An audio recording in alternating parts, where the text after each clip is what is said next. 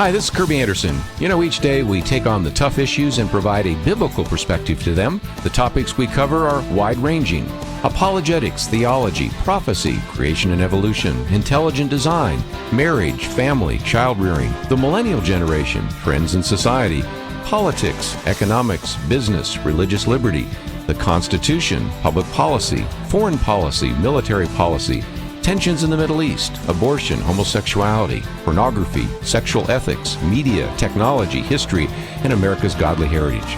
We talk about anything that affects your faith, your family, or your freedom. So don't go anywhere, because Point of View starts right now.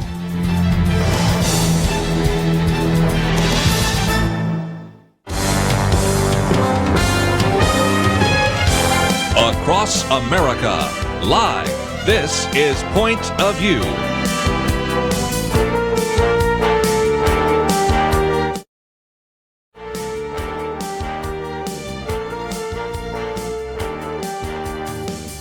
And now, Kerby Anderson. Thank you for joining me today. I certainly want to appreciate Penna Dexter, who was sitting in for me on Friday when I was up in Oklahoma, but we are back, and this is the day before the election. We're going to spend some time later on talking about that, but I wanted to immediately go to our in-studio guest today because I wanted you to know about an event. This is one, if you're a man, you need to pay attention. If you're a woman, you need to tell the man in your life about this particular event taking place in November. And so we wanted to mention it because it's going to happen in just a few days, since we now are in the month of November. We're going to talk about November 8th to the 10th. And we have in studio with us Paul Cole. Paul Lewis Cole is the president of Christian Men's Network. You may remember his father, Edward Lewis Cole. And of course, he wrote the book Maximize Manhood, but also have a Paul Lewis Cole book on the bartender, Just a Bartender, which is a great story as well. But again, he's the president of Christian Men's Network worldwide, and there's an event taking place this weekend. And Paul, just great to have you in studio with us. Yeah, it's great to be here. We've got the event lionsroar2018.com, and what it is a global summit of men who are concerned about what's happening in our culture and about mentoring men, and in particular through the local church. And so men from over 100 nations will be here in November 8th through 10th at Covenant Church, where Pastor Mike Hayes and Pastor Stephen Hayes are hosting this gathering of men. You know, Kerby, I love what you guys do here and what Point of View stands for.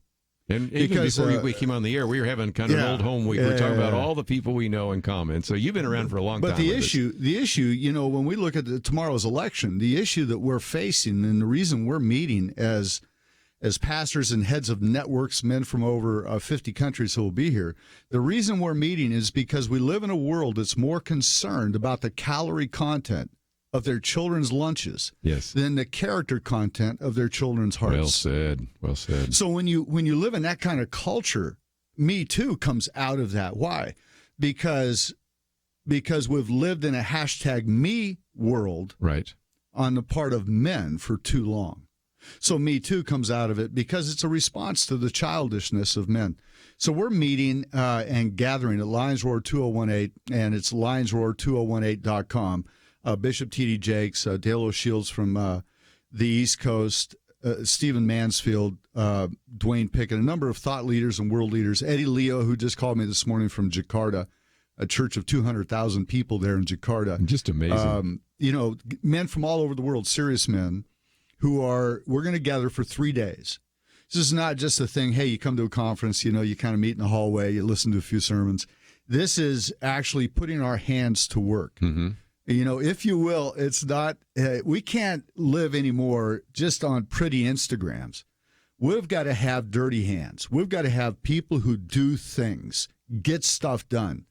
So that's really what it's about. That's why I appreciate Point of View. Well, again, lionsroar2018.com. Again, if you find yourself saying, well, I'm driving right now, I haven't had a chance to write it down, just simply click on the picture of Paul Cole, which is... Oh, no, you don't have my picture on there. Oh, we do. We do. Oh, my goodness, and man. Matter of fact, we're on right now. You're right. Yeah, you dressed for radio, but you look good. You look good. You look good.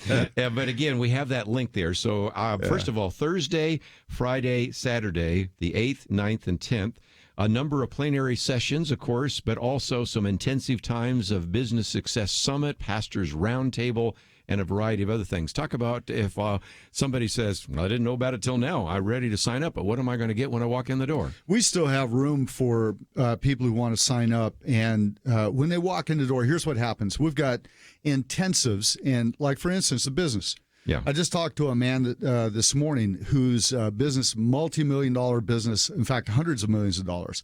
He's going to sit there for 18 minutes, like a TED Talk. He's going to say, here's the 3 most important things that I learned in business. Very good. It's not how do you apply God to your business, because when we are followers of Christ, Jesus is in everything we do. Right. How do you do business as a Christian, not how do you do Christian business? Does that make sense?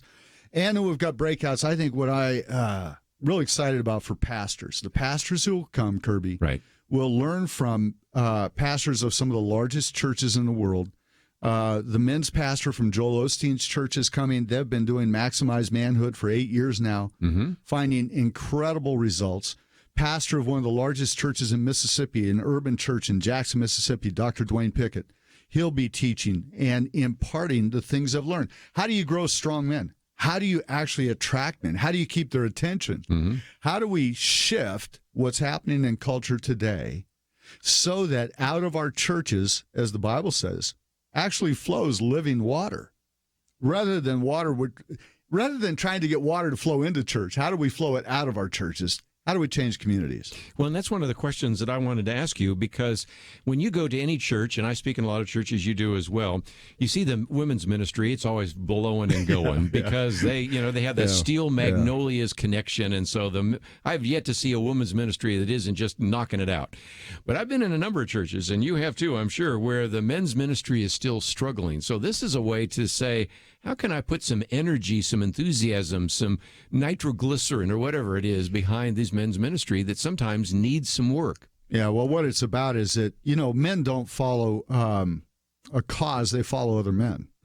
And so if you want to have a great men's ministry, you got to build great men, and you start by discipling men. And that's really the bottom line, Kirby, is discipling men. Right. Most pastors, most of us as pastors, I'm a church planter and a pastor. I was a businessman for many years. So my business background was what gets results. Then my ministry side was, how do I get results and how do I get, this thing? And getting men involved means you've got to show them, here's what the cause is about. Here's how you can be a part of it. And then here's how to do it. And so most pastors don't disciple men because they don't know how.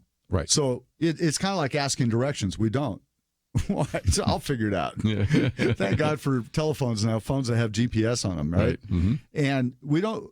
So as a pastor, I don't disciple a man because I don't know how, or because I'm intimidated, let's say, by high-capacity men, or because I'm dealing with something in my own life. Yes. Sometimes they're struggling with some other issues as a man. We have this perfection culture in which we seem to want to have our own act together before we help anybody else. Before we mentor or disciple anyone. The fact is, God uses broken people. I think of Paul, landing on Crete, and he starts a church in 3 months, and he leaves some people involved.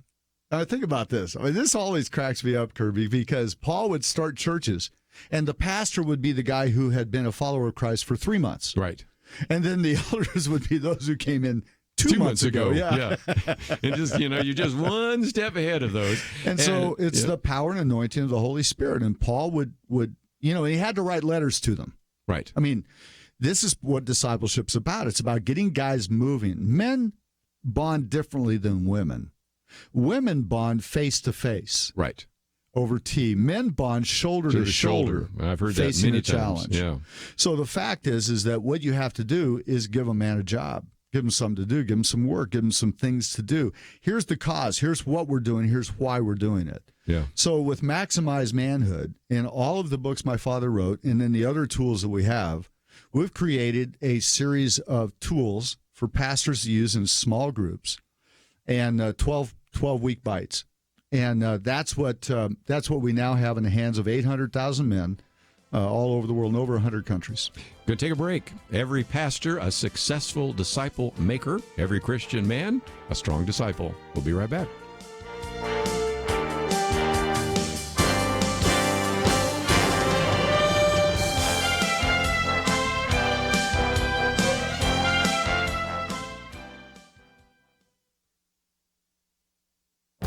This is Viewpoints with Kerby Anderson.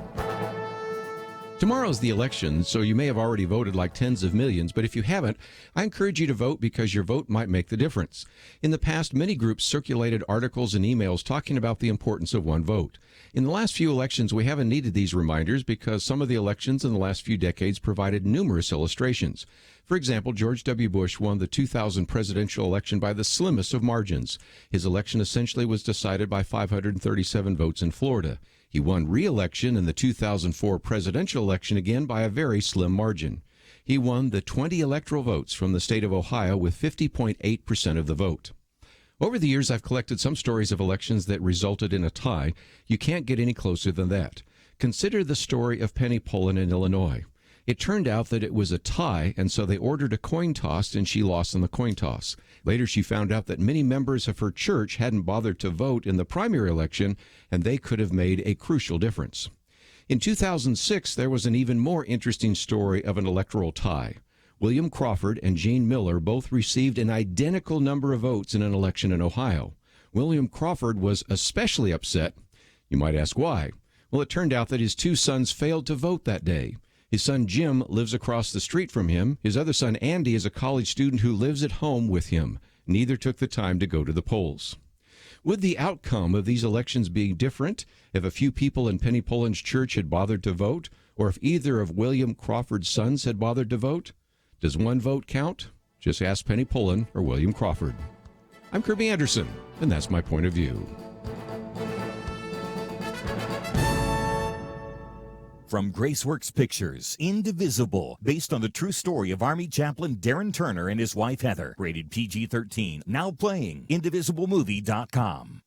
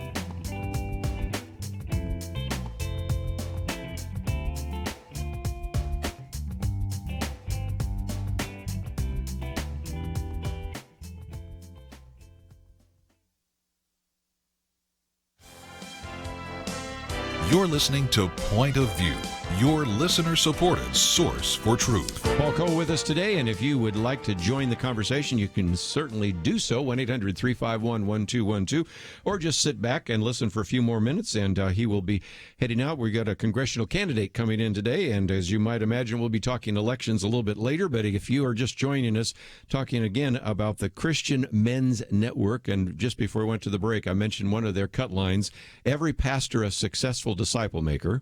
And as you pointed out, some pastors are still struggling with that. And every Christian man a strong disciple. What is so helpful is you can go to lionsroar2018.com. We also have a link, of course, to Christian Men's Network. And as I went there, I realized there's a coupon code. So if somebody says, I'd like to go, can I get a discount? The answer is yes, right? Oh, who decided that? I don't know. Yeah, I wonder where. I don't remember approving that. Yeah. No, we must be true. It's on your website. Yeah, it must be true. No, Point of View, it is people, men and women who listen to this program, who are activated by it, who actually change things. You know, you can have great crowds with great sermons, but you'll never change a nation until you disciple the men. Well said. The issue in our culture, Kerby, is that you've got men who are still living like children. Mm-hmm. Do you know, I was reading the other day, one of the clinical observations of the difference between children and men is called deferred gratification. There you go. A child can't do it. A man's supposed to. The issue in our culture is men haven't. Yes.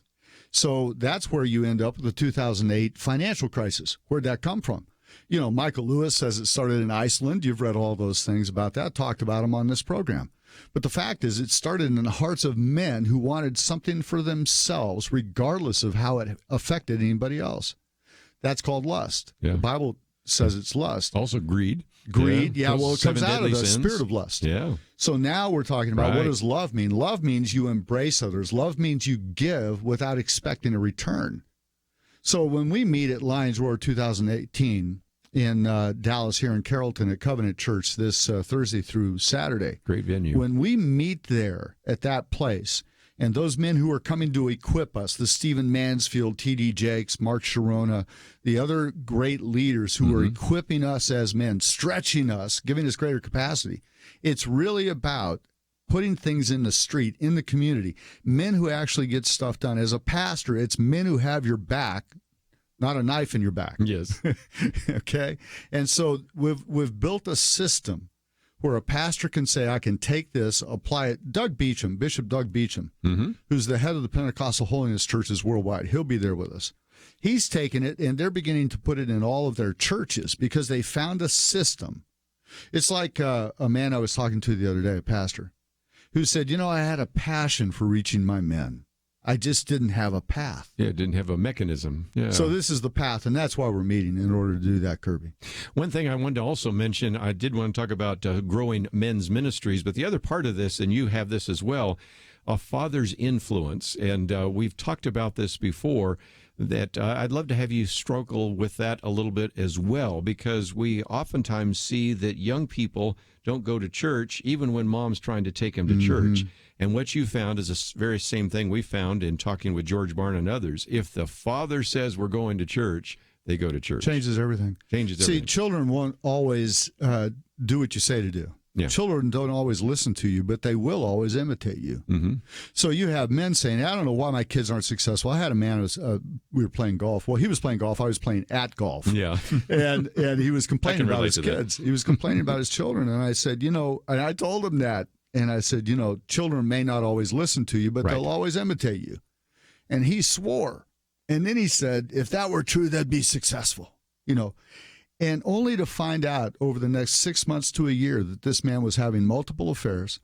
He owned a series of banks. He was defrauding investors. Oh, my goodness. And you know what? They weren't listening to him. They were imitating him. They were watching him. Yeah. They were watching him. Yeah. And one of the individuals a while back we've had on the program talked about kids being values vacuum cleaners. They suck up the values of you. That is so good. And so you can sit there and say you're supposed to be honest, but they will watch how honest you are with your investors, how honest you are with your clients, how honest you are with your family. And so you can preach till you're blue in the face, but they are going to pick up on those values. So again, if we want to turn this country around, if we want to turn families around, men are the key, aren't they? They're the lever, aren't they? The core of a man is formed in the breath of his father. In the same way that when God leaned down and breathed into Adam, when a man, a father, grabs his child and holds them close, and that breath of the father, that feel of the beard, that sense of strength, that affirmation, that fragrance of a man, when that hits that young boy or a young girl, something forms in their center that when they don't have that, they look for that. That's why we have over 90% of our children today being born in America are being born without a father who has a Christian worldview. So we're in a crisis. And I would submit, Kerby, even though I do believe that we need to put Christians into office, and we as Christian men and women need to be in our student councils, the city councils, all those things. But it's not, the solution's not in Washington, D.C. The solution is in the local church. The solution is men and women who are discipled, trained, who can pray with their neighbors, talk to their children, talk to their neighbors' children, and change the community they're in. Well, again, if you change individual families, you change individual communities, you can change the world. God doesn't change nations. Yeah. He changes men, and men change nations. That's incredible. Let's just, for a few more minutes before I let you go, talk about what people can expect, how they can sign up.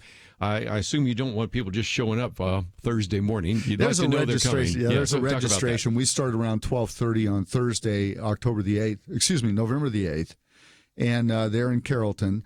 LionsRoar2018.com. There is a registration, and what you can expect is an impartation of tools, gifts, capacity, strength in your life as a father, as a businessman, as a pastor, and as a leader.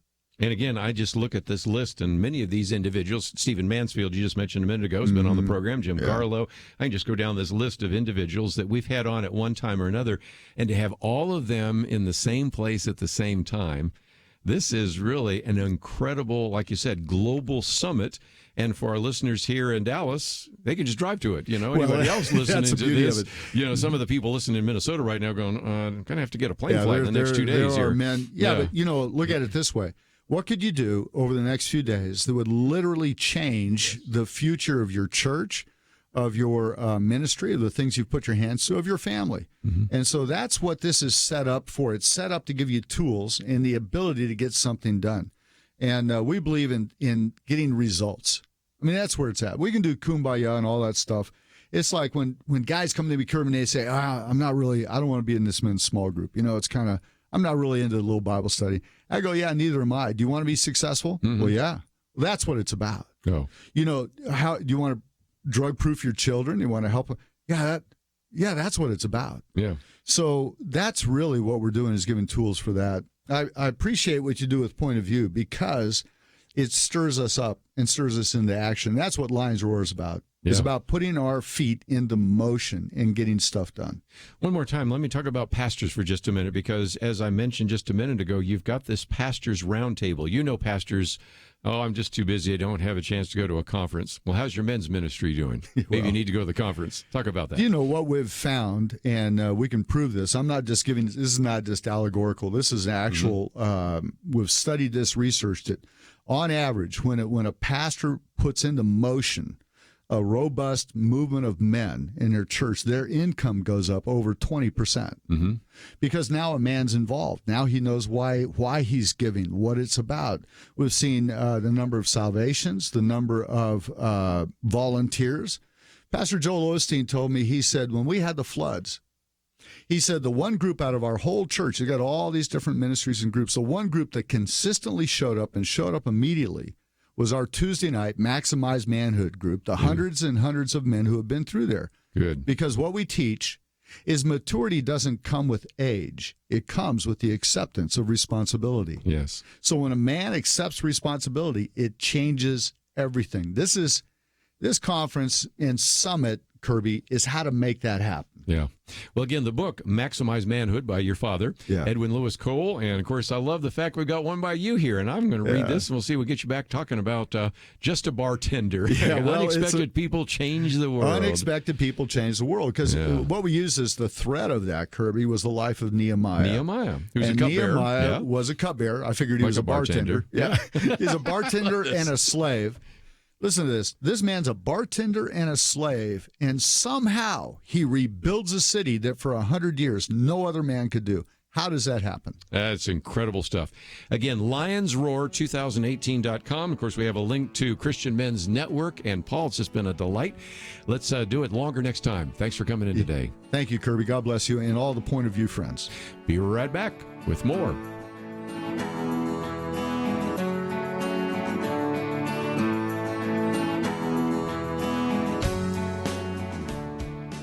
It wasn't long ago, it seemed, every official decision brought religious liberty and our ability to live as faithful Christians into question. Some of us wondered how long it would be before we were literally forced to choose between obeying God or men. That pressure seems to have subsided just a bit, and now is the time not to take a breath, but to work as hard as we can for the future of our nation. Thanks to you, Point of View is doing just that. And our special thanks to those who have become members of Truth Team 360. In football, 22 guys battle it out on the field while 40 or 60,000 watch in the stands and perhaps hundreds of thousands more watch on television. We need a special few to get out of the seats and into the game. Join today by calling 1-800-347-5151 and ask to join the Truth Team, or visit us online at pointofview.net/team. We really do need you. The nation needs you. 800-347-5151 and pointofview.net/team. Point of View will continue after this.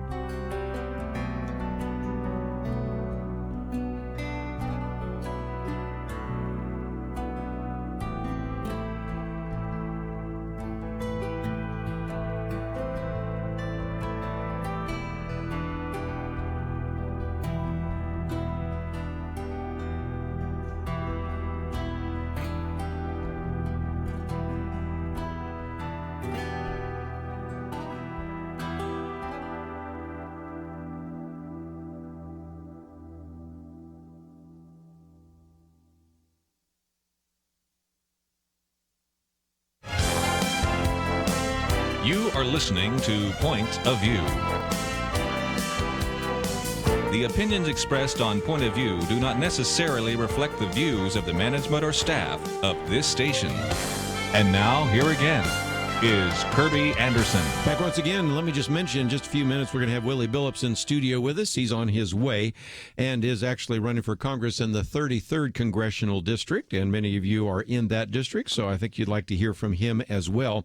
Just before he shows up, one of the questions I want to ask him about is whether he's heard this happening in his congressional district, because this story came out from Empower Texans. You know, whenever I lead a story, sometimes you just say, this can't possibly be true, but it's written by Aaron Anderson, no relation, but writing for Empower Texans, and it comes from the Republican candidate for the Texas House District 109. So I got to believe it, but it's just one of those ones where this can't possibly be true. But nevertheless, Casey Littlejohn has told a number of individuals, and this has been repeated elsewhere, so I guess as far as I can tell, it is indeed true, that they found that Democrats inside one of the early voting locations in a particular church in the DeSoto area were told that this is a Democratic voting location only. And so if you're voting for any Republicans or write-ins, you need to go north to Dallas. They got to be kidding. No, apparently not. He says it's really been an everyday issue there in DeSoto, having the pastor, the election judge, and poll watchers advising voters on how to vote, looking over their shoulders and whispering on how and who to vote for. And so, if nothing else, this is one that has been filed now with the Dallas County Elections Office, also reported to the Texas Secretary of State office. And it just reminds me of the joke that we always say at least once a year. And that is, the old joke that, well, it's going to be so crowded on Election Day that Republicans vote on November 6th and Democrats vote on November 7th. Well, that's a joke, but apparently this is not a joke. Well, you can't vote for a Republican here. Only Democrats can vote in this polling place. Whoa. I've heard some wild things. That's the most unusual one I've seen so far. One of the articles we posted here is the dueling final pitches. And I may come back to this a little bit later in our third hour today, but former President Barack Obama actually was delivering what many people call kind of a closing argument to support Democrats. At the time, he was in Indiana because one of those candidates who is a Democrat who might lose, although last time I looked he was ahead, is Joe Donnelly, who is a Democrat in the state of Indiana, and wanted to make sure that he would be reelected. So he had spent some time there. Also, President Obama before that had also been in Georgia talking about some things. Of course, so had Donald Trump. Matter of fact, he was in Macon, Georgia, praising Kemp, who is the Republican there, over the individual Stacey Abrams, and saying that she's one of the most far-left politicians in the entire country. So you've had, first of all, Barack Obama has been in Indiana, Donald Trump has been in Georgia, then appeared in Chattanooga in support of Republican Brian Kemp, as we mentioned just a minute ago, but also in Tennessee, then supporting Marsha Blackburn, who looks like, if the election were held today, looks like she's going to win.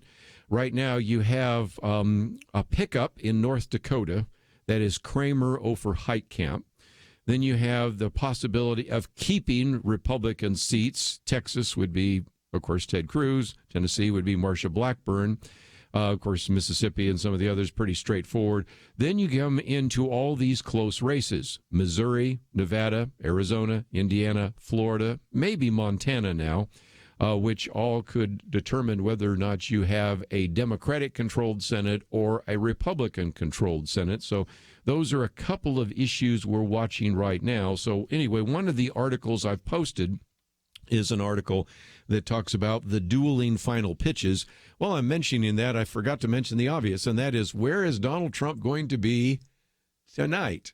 Cape Girardeau, Missouri, and he's going to be there with Rush Limbaugh, who's actually from Cape Girardeau, because we interviewed, by the way, David Limbaugh the other day, and Sean Hannity. So that will be kind of an interesting turnout as well.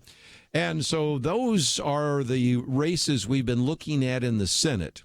What about the House? Well, we've got a lot of them that are kind of too close to call, but right now the wind seems to be flowing in the direction of the Democrats, and that has to do with what is known as the Cook Political Report. This is one that we tend to believe is a little more accurate. It is really difficult because in many of these cases, you have single surveys, a few surveys. The difficulty in a congressional district sometimes is trying to figure out how many people are going to turn out. We've had what many people have said is a record turnout, and I'll talk more about that in just a minute. But again, it looks like at the possibility now that in most of these House races that the Cook Report has been looking at least 9 of them are moving towards the Democrats. So if indeed that trend of polling is true, it still doesn't necessarily suggest that the Democrats will pick up the 23 seats necessary to regain control of the House, but it puts them in a better situation. Let's kind of work our way through very quickly. There's an open seat in the state of Washington. Dave Reichert is retiring, and right now they've moved it from leaning Democrat to toss-up. That's one where maybe you have a little movement in the Republican side, but we'll see where that goes. Then you have a number of others that move from lean Republican to toss-up. One's in Pennsylvania, where the House Freedom Caucus member Scott Perry is facing kind of a tough re-election fight. A second one is in Georgia's 6th District. Karen Handel, who won a very expensive special election in 2017, is in a tough race. And by the way, this is a district that was actually held by a former Speaker of the House, Newt Gingrich.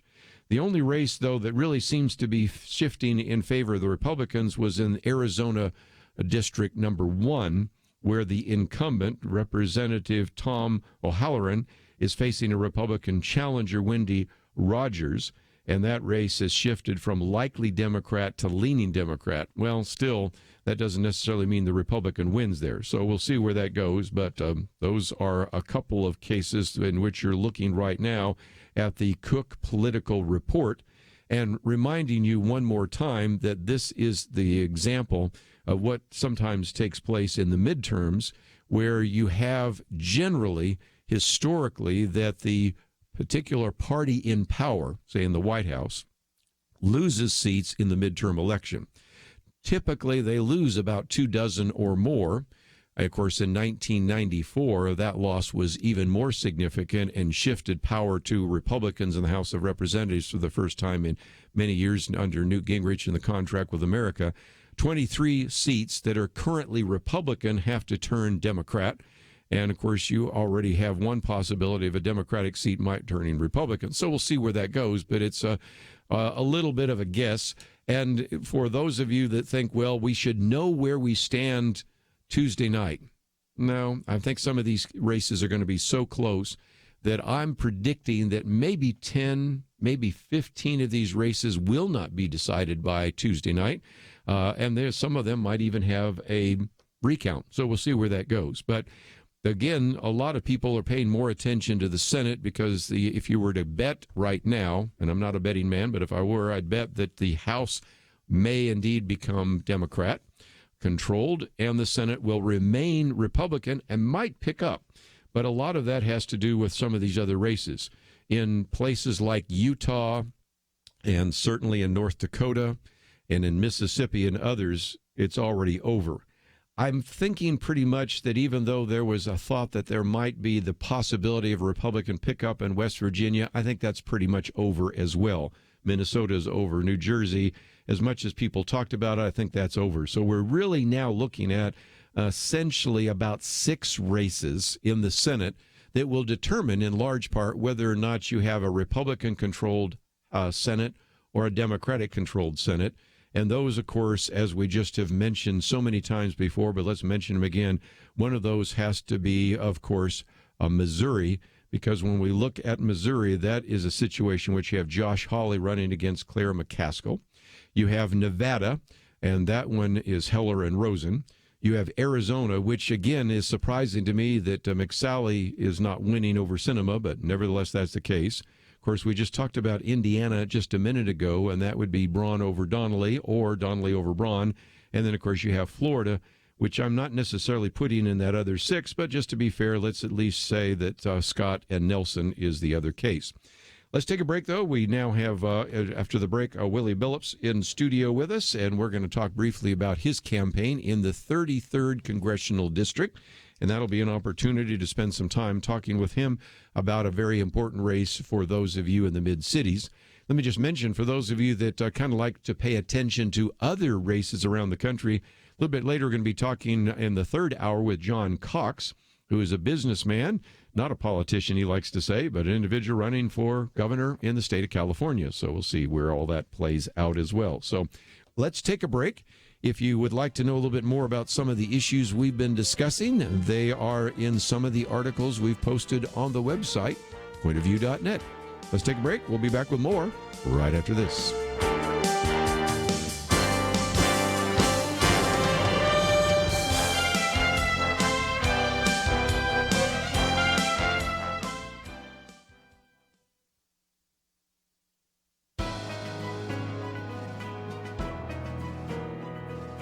Welcome to the First Liberty Briefing. I'm Jeremy Dice. You probably have a similar opinion about pay raises that Sheldon Gelman and Gene Lifter did. They're symbolic. Do a good job and an increase in pay suggests that the company is grateful for the effort. Gelman and Lifter were law professors at Cleveland Marshall College of Law. Gelman organized his fellow law professors into a union with the support of Lifter, his wife, and over the objections of management. The next spring, the faculty, Gelman included, received a pay raise, but Gelman lost some committee appointments, and soon after, Lifter was terminated altogether. One wouldn't think much of it, but the dollar amount on the pay increase caught everyone's attention. It was too intriguing to be coincidental. The newly organized union faculty received a raise of $666. Taken alongside Gelman's loss of committee influence and Lifter's termination, the numerals seemed to send a message. Gelman and Lifter sued, alleging retaliation against a protected First Amendment freedom, but the United States Court of Appeals for the Sixth Circuit wasn't buying it. There were simple explanations for the pay raise amounting to apocalyptic numbers, and while Gelman's union organizing was certainly protected by the First Amendment, there were no facts present to suggest the law school retaliated against him for doing so. The lesson here is clear. If your paycheck shows the supposed mark of the beast, don't assume your employer violated the First Amendment. To learn how First Liberty is protecting religious liberty for all Americans, visit firstliberty.org. You can learn how to protect religious freedom in the workplace, public schools, your church, the military, and more by downloading First Liberty's free Religious Liberty Protection Kits at firstliberty.org. That's firstliberty.org. If you want hope for religious freedom, go to firstliberty.org.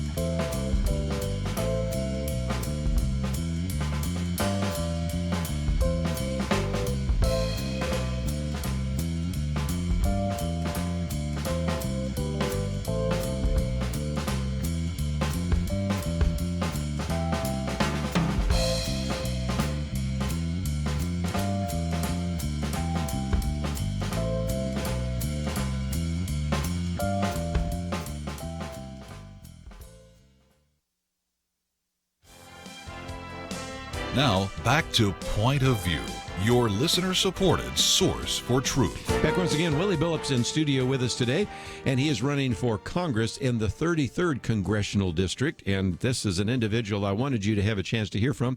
One, because of his background in the military. First served in the Marines, then in the Army, and as we come up to Veterans Day on Sunday, we certainly like to highlight that. And, of course, this is a campaign that I think a lot of people need to know about, and so thank you for being in studio with us today. Thank you for having me.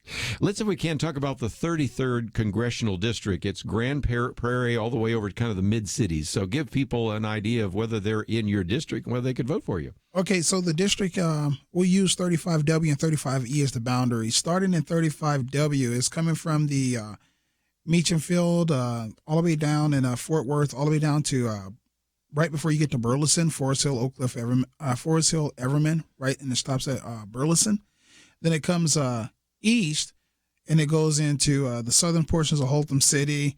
It continues on over into Arlington North and East Arlington, and then it goes into Grand Prairie. So in Dallas County, you have Grand Prairie, and you have Irving south of 183, and then it explodes into Dallas using 35E as the boundary, and it goes up from the 635 south of Farmers Branch all the way down to Oak Cliff. Yes.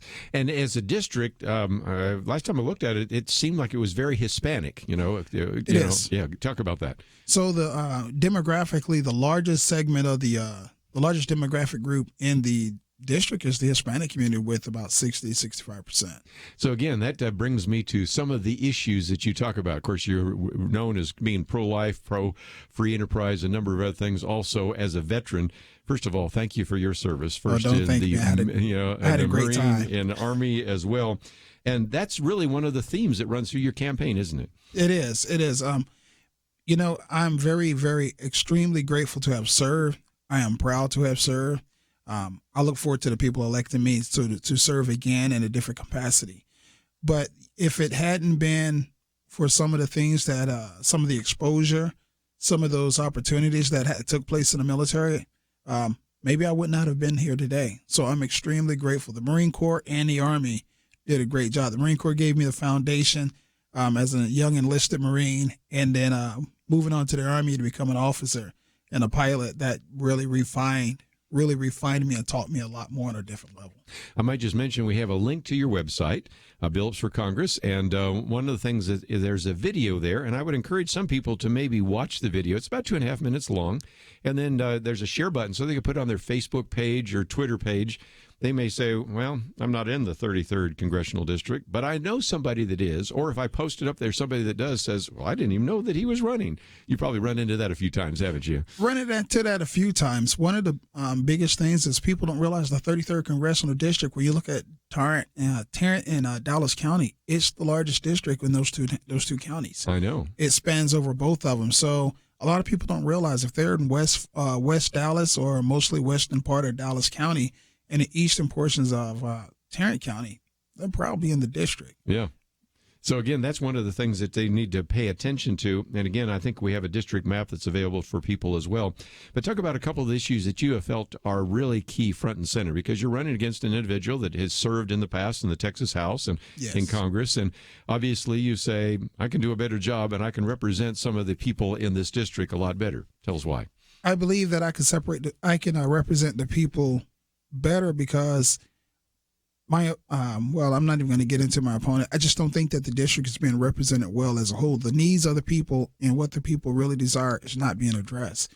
When they talk about myself, I've come from a background that is known what it's like when we talk about medical. My mother died when I was 6 years old, and she was 35, and my children having to worry about health care, pre-existing conditions, and the rising costs of pharmaceutical drugs, because I take medicine too. So today, as cancer survivors, that's important. Mm-hmm. Father being locked up at 1 in prison, not getting out until 30, and me watching him go in and out of the prison system for 30 years of my life, that's personal.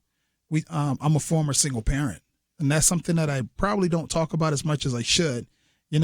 I was when my wife, and I'm grateful I got a wonderful wife, mm-hmm. but the fact that she met me, and I was a single parent raising my oldest 2 children, that means a lot because I have those experiences. I know what it's like. So I want to take some of these things with me to Congress to represent the people. And I mean that to the people. Let's see, we can talk about, you mentioned it in passing, this idea of the criminal justice system. Yes. We've had Connie Burton on recently, and she said, I didn't run for the state Senate to be kind of an expert on criminal justice, but I found out that it was really important in the state of Texas. Right now, you've had a bill that passed the House of Representatives. It's in the Senate, and it's called Next Step, and it's the idea of really doing a significant reform of the criminal justice system. And you've seen this not only from an experiential point of view, mm-hmm. but you've also researched this as well. So talk about what you think can be done in Congress in terms of criminal justice reform. When we talk about criminal justice reform, some of the things in which I would like to see us do is we need to address some core issues with some of the people that are being locked up, such as, You know, most people that are going to prison, they don't have a basic education. They don't have a high school diploma or a GED. So when we get them locked up, when we do some real criminal justice reform, let's address that. Let's address that so when they get out of prison, they have a basic education. That's, once again, all about reducing the likelihood they'll return to prison. Number two, let's address any sort of mental addictions, drug addictions, any sort of mental health issues that they have when they get them in the criminal justice system. Let's address that and let's get them. Let's start working on it so they're on the path to recovery, less likely to return to prison, and we can get them the help that they need. Number three, let's team up with the Department of Labor and let's find out what industries within our country need the most work, that needs the most employees, or they're short of labor and manpower. People coming out of prison, they can do several things. You know, they can get a CDL license and operate trucks, carpentry, masonry. Not everybody's meant to go into IT and engineering. My father, he is now out of prison. He has a trucking company up in Virginia, and he went from having to worry about paying the tax man from worried about going back to jail to now how much he's paying the tax man. Yeah. So that's a big deal. Number four, let's get them about 2-3 years before, at a period of time before they get out of prison. Let's get them prepped to enter society again, and that is get them with a counselor and literally prepare a plan for getting out. One of the things that are very similar to getting out the military and the prison is you're coming out of a society within a society, and the world changes a lot in just 1 year. That's right. And if you're not prepared for it, it'll take you by surprise, and you'll wind up going back into the prison system. And lastly, so that the average American citizen, such as yourself and me, or others don't feel like they've gotten taken over, let's help the people pay for some of that. Find a way to pay for some of that rehabilitation and training that they got, so that the average American doesn't feel like that. They went to prison, got locked up. We had to take care of them. Now we pay for all this training. They kind of got over on us, and that's not what we're trying to do. And the last thing that I like to see, let's give them a fresh start. Yes. You cannot expect someone to perform well if you're constantly holding over a record from the past. They've done their time. They've paid their debt to society.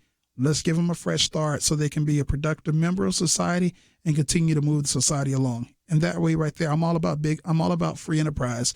But I think we can do it a little less of it in the prison systems. I think so.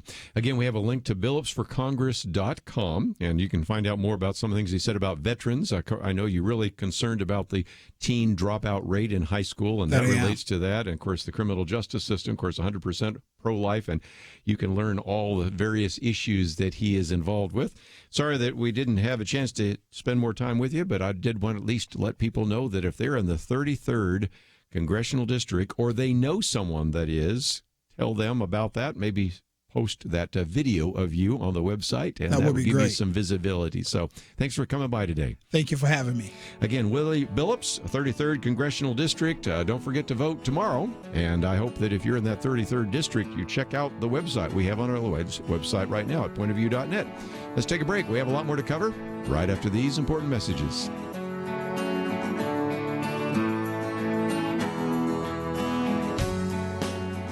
There is no more dangerous time than when things are going well. Remember Elijah on Mount Carmel? Fire came down. There was no doubt who was God, but what happened next? He went from amazing faith to a time of great fear and depression. Many Christians have been very thankful a certain Democratic candidate for president was not the one to nominate two replacements for the Supreme Court. But as with Elijah, times of great victory are also times of great danger. Moments like this are not the time to take it easy. This is not the time to let our guard down. This is a time to double down on our work in the community, to serve and pray and plan and invest in a better future. This is the time to join Point of View's Truth Team 360 to make sure today's promising gains are not lost tomorrow. Show your commitment to our future by visiting pointofview.net/team or call 800-347-5151. Ask to join the Truth Team. Pointofview.net/team and 800-347-5151. Point of View will continue after this.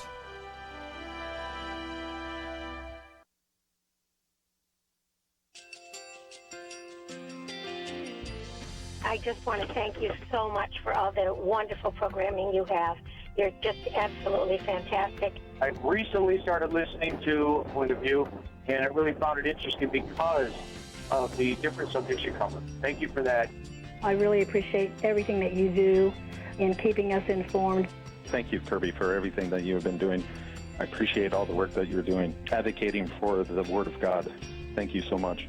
Point of View, I think, is absolutely necessary because it's a Christian perspective, a biblical worldview perspective, and receive very current, up-to-date information about what is really going on, week to week in our culture, which is changing so rapidly, and yet it's morally sliding backwards. Yeah, I'm just, first of all, I thank you guys. Y'all's program is wonderful, and enjoy it every day. I learn so much every time I listen to it. Point of View Radio Talk Show.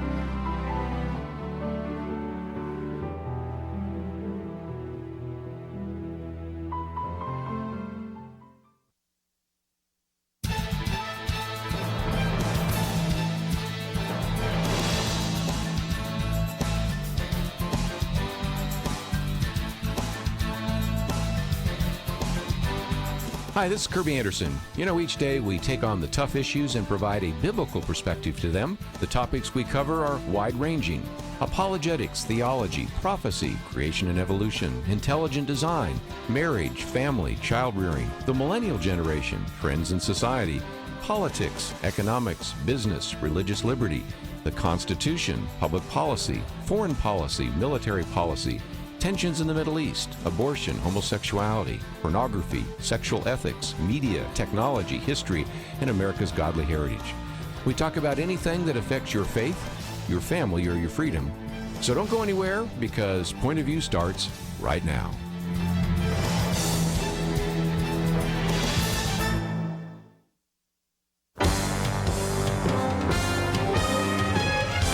Across America, live. This is Point of View.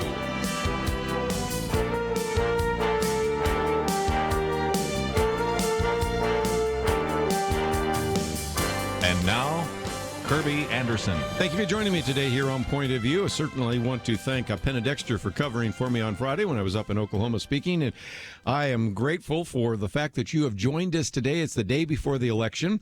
We're going to spend a little bit of time not talking about the election because, after all, the rest of the week, that's all we're going to be talking about. We'll be talking about it tomorrow during the election, of course, the day after, what that has transpired, and for the next couple of days, since some of these races are going to be really close. Looking at where we are before we get into our interview, when we look at the Senate, I think it is fair to assume now that some of these races are easy to call even before the voting has been finished. Mississippi certainly fits into that category. When you talk about Utah, Mitt Romney, I think he's going to win as well. When you talk about what is happening, of course, in some of these other areas around the country, you can probably also assume that when we look at, say, North Dakota, I think it's probably fair to assume now that Kramer is going to beat Heitkamp. I think you could probably assume that Ted Cruz is going to actually beat O'Rourke. And in Tennessee, probably, again, partially because of the president arriving in Tennessee, that Marsha Blackburn will probably win over Bredesen. That's a little bit of still a toss-up, and we'll leave some of those there. Which then, on the other hand, you have some where Democrats will retain control: New Jersey, West Virginia, probably Minnesota. And so really down to about 5 races that are so close. Missouri, for example, Josh Hawley and Claire McCaskill. Nevada, the one that's still a kind of a puzzle to me, Arizona, McSally over Sinema, but it could go the other direction there. And Indiana, that was an important particular race as well. Because, again, former President Barack Obama went up there to actually campaign on behalf of Joe Donnelly as a Democrat who is trying to retain his seat over Braun. So those are just a couple of those. And I might, to be fair, also let's just mention Florida, Scott and Nelson. Those are just a couple of those races. And if you go to our website, we'll come back to this a little bit later, you have what I call the dueling final pitches.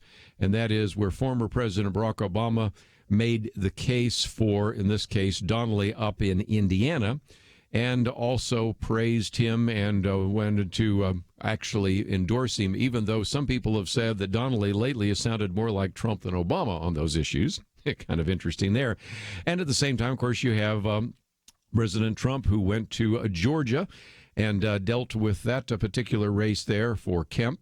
And then on to also Tennessee, and I just alluded to that just a minute ago in terms of Marsha Blackburn for an open seat. So we will see that kind of ongoing back and forth, which will take place. When we talk about the House of Representatives right now, the Cook political report has shifted about 9 House races towards the Democrats. In some cases, there were maybe it was a toss-up, now leaning, or others were leaning and now solidly Democrat. You had one go in the other direction, but again, the issue there is, will Democrats actually be able to turn at least 23 seats that have been held by Republicans in their favor and thus take control of the House? So we'll see where that plays itself out in the next 48 hours, and really, in some respects, the next 36 hours. But we wanted to give you just a little bit of an update on that. But while we're waiting to find out the results, as we will tomorrow night, from these various elections, I thought it would be good to focus on a book that I found quite interesting, which has such a provocative title. Don't be put off by the moment, but it's called Darwin's Secret Sex Problem, Exposing Evolution's Fatal Flaw, The Origin of Sex, which, by the way, that is a big question that those of us that have studied science recognize, and I appreciate the fact that our friend LaGard Smith has actually written about this as well. He is a graduate from Willamette University School of Law, an individual that has served as a district attorney, also has been a law professor at Pepperdine University School of Law, also was the scholar in residence for the Christian Studies at Lipscomb University. And one of the things I always love to talk about is that from time to time he heads over to London into a little cottage he has over there. And LaGard Smith, always great to have you on the program with us. Well, it's been too long, Kerby. I can't remember when we were last together. Well, we'll have to rectify that, and we are doing so right now with this new book, which is, again, a book that I think people that are interested in the origins debate will appreciate, because when we sometimes have people talking about the problems with evolution, usually they talk about the missing links, they talk about no mechanism, maybe the Cambrian explosion. But one of the others, which I remember even studying when I was in graduate school, is this. And what is so interesting is that this isn't like something you've discovered.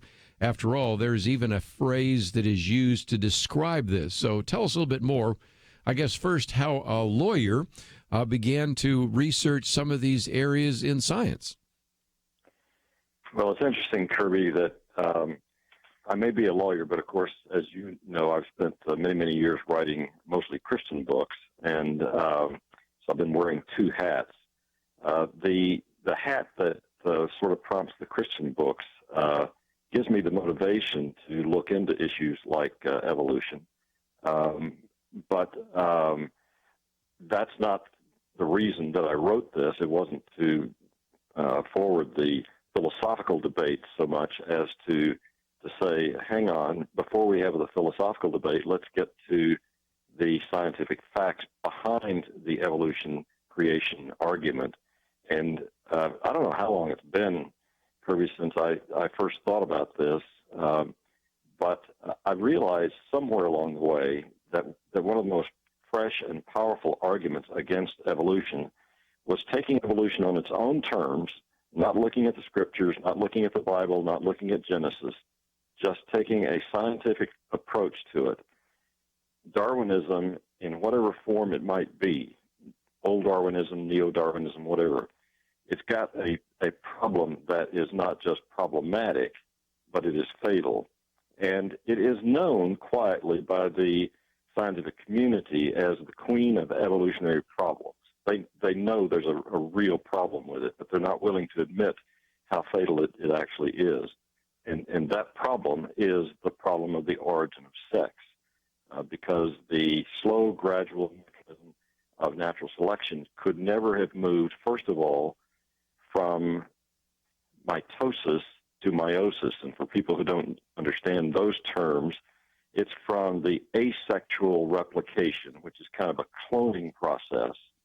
What you see is what you get, to the process that we know of in human interaction, as well as trees and birds and grass and fish and so forth, all the organisms that reproduce sexually. That is a process of meiosis, which requires a male and a female, which never could have been brought about by natural selection, and a having of chromosomes, mixing them together in kind of a blender to produce the next generation. So those two major difficulties at the very beginning of sex have presented a difficulty for evolutionists. But beyond that, the other thing that natural selection cannot do. Let me hold you out on that one, because we have one of those mandatory breaks. We'll talk about the other thing that they cannot do as we talk about what is oftentimes called the queen of evolutionary problems. Talking about the book with LaGard Smith. We'll come back right after these messages.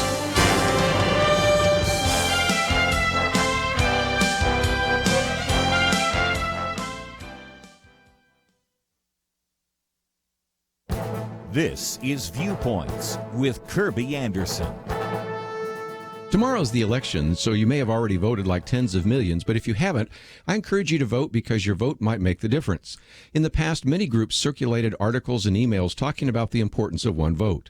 In the last few elections, we haven't needed these reminders because some of the elections in the last few decades provided numerous illustrations.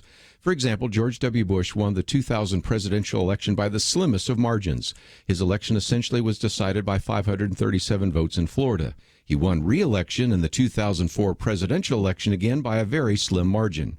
He won the 20 electoral votes from the state of Ohio with 50.8% of the vote.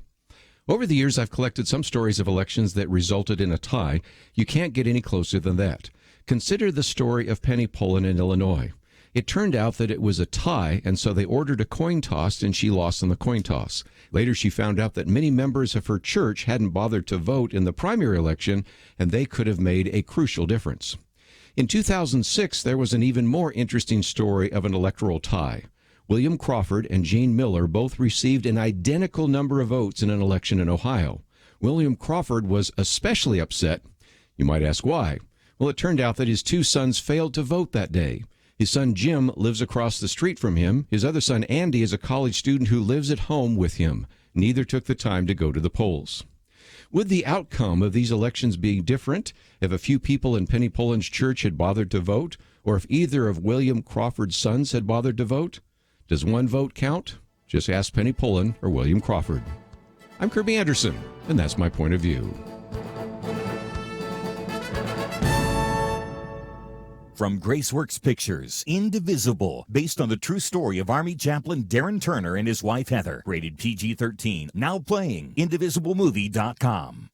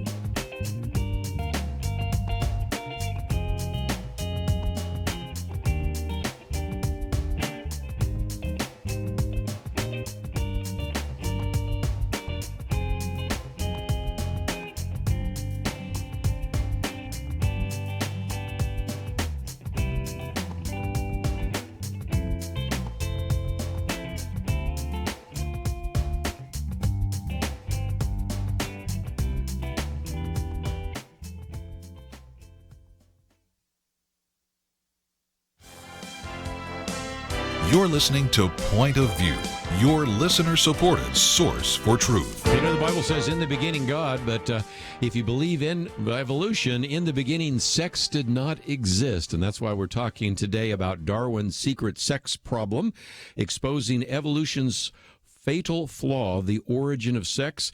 LaGard Smith with us, and the book is one that I think you're going to find very helpful, 300-plus pages. We have information about LaGard Smith as well as the book on our website, pointofview.net.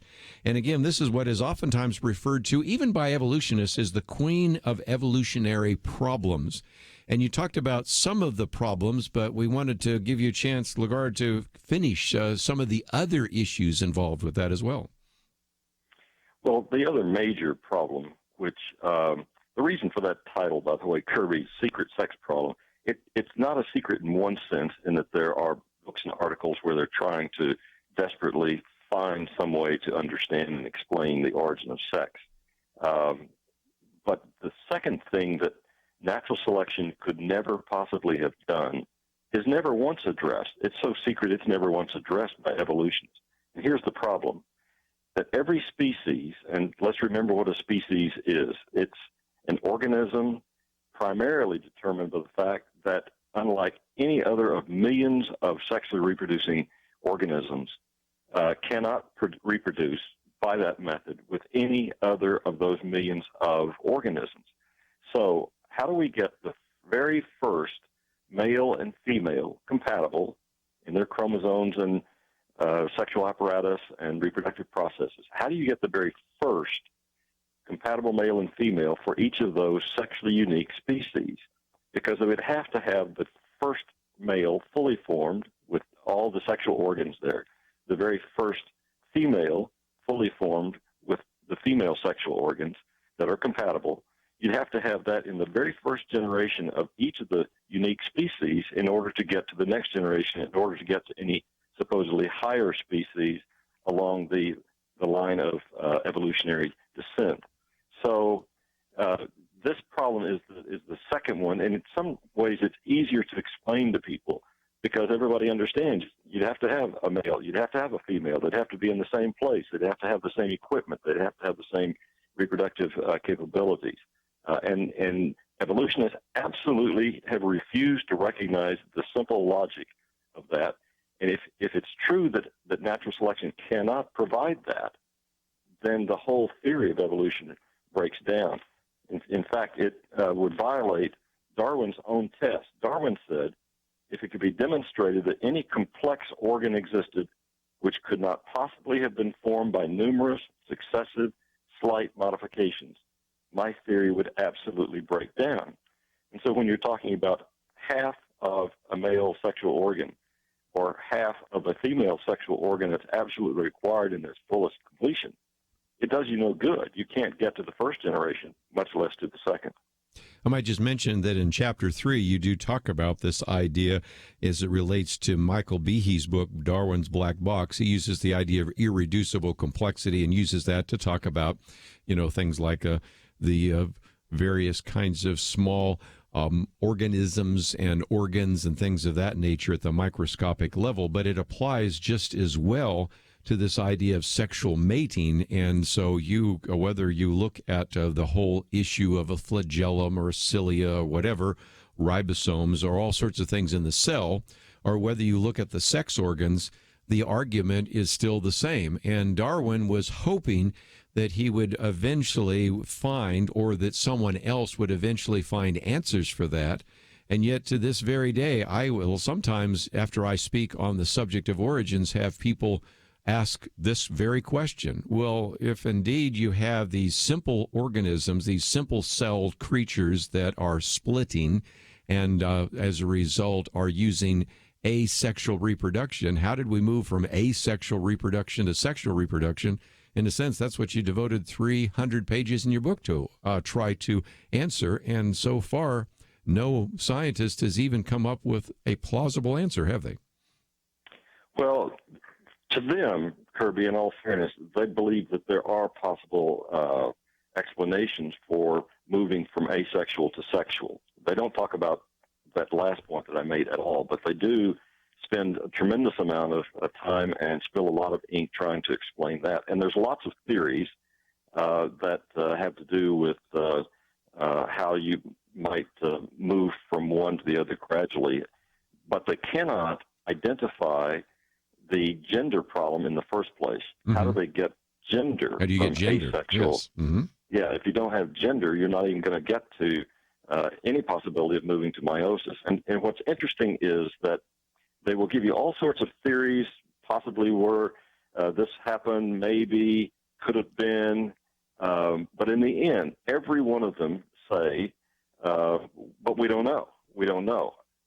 Now, in fairness to them again, they don't care. They honestly don't care, because if you buy off on the theory of evolution because of fossils or any other arguments that are made, you buy off on A to Z. So if you buy off on A to Z, then you're not particularly bothered by A to B. You just assume, well, it must have happened even if we cannot explain it at this current time. Maybe we'll find it out. But if we never find out how you got from point A to point B, we don't care, because we believe in A to Z. Well, that's a real problem, because if A to B absolutely could not have ever happened, then A to Z could never have happened. Right. That's the problem. Well, and again, one of the things since you mentioned fossils, we talk about gaps in the fossil record, but your section, for example, Mind the Gap and all the rest, we don't have anything that possibly can answer that question. I recognize that sexual organs aren't fossilized very easily in the fossil record, but when you start looking for these so-called transitional fossils, you don't find those, but you're looking for the transitional from asexual reproduction to sexual reproduction. You don't see those either, do we? Well, we don't see them, as you say, being microscopic in some respects you wouldn't see them, and that's the argument they come back to you on. But the problem is that they can't come up with transitional forms that will demonstrate the male and the female progression from one distinct species to another distinct species, and they can't because it's not just a matter of the microbial kinds of things that are happening, but the overall physical form that would have the male organ and the female organ, and those just they're not there. So in terms of any fossilization of sexual transitions, the fossil record is absolutely silent on that. The thing that is interesting to me is that they will use the comparative argument all the time on these fossils, that the whale fin looks sort of like the human hand and all of that kind of stuff. It's a matter of interpretation because indeed it does look like it, but the question is that because one is a precursor to the other, or is it because a designer took the same, as it were, Lego blocks and built various forms using those same Lego blocks? So we can look at the exact same evidence and just a matter of interpretation. But the problem is, if it's a matter of interpretation, that's one thing. We could argue all day long about, your interpretation and my interpretation, somebody else's interpretation. But logically and scientifically, you can't move from asexual to sexual. There's no similarities even to draw on in terms of source. So the impossibility of it precludes any theory being found out or discovered or finally explained. No, the process of gradually having to move from one to the other. And let me also say that my book is not just a reprise of the intelligent design argument where irreducible complexity comes into play. It's not just that it's irreducibly complex, because asexual process is irreducibly complex. Sexual process is irreducibly complex. The difference is that they are absolutely unique. And you can't move from one unique process, no matter how complex it is, to another unique process, no matter how complex that might be. So my book moves the argument a little bit further down the road than we've had from the intelligent design argument. Let's take a break, and when we come back, we'll continue our conversation with LaGard Smith. Book is entitled Darwin's Secret Sex Problem, Exposing Evolution's Fatal Flaw, The Origin of Sex. And if you'd like to join us, 1-800-351-1212, or if you want to just sit back and listen as we talk about some of the problems that the evolutionary theory has, one of which is the whole question of the origin of sex, which itself is kind of the queen of one of the evolutionary problems, and that's why we're spending some time talking about that today. If you'd like to join us, 1-800-351-1212. If you'd like to know more about the book, we have information about that on our website, pointofview.net. We'll be right back.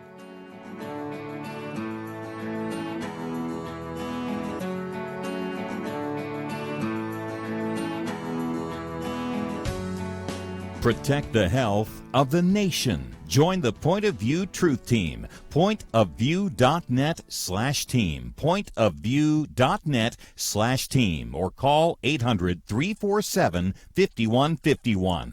So there's this guy named Jordan. He's a healthy guy. He's a dad of 6, and he works as a guide in Alaska. And he goes to the doctor, true story, he goes to the doctor and he's diagnosed with cancer, stage 4. And here's the thing. He had switched earlier from medical insurance to Medishare, where Christians share each other's medical bills. So the question for Jordan and his wife Jenny was, is this actually going to work? Our medical bills exceeded $160,000. Medishare members shared all our bills. And it was about more than just the money, too. This is a real community. Medishare is a family, a group of people that stick with you through the hardest times of your life. I just don't know how I could have done it without Medishare. It's so worth looking into. There's a reason this is growing so fast. So if you want to find out more, here is a number for you. 855-90-BIBLE. That's 855-90-BIBLE. Point of View will continue after this.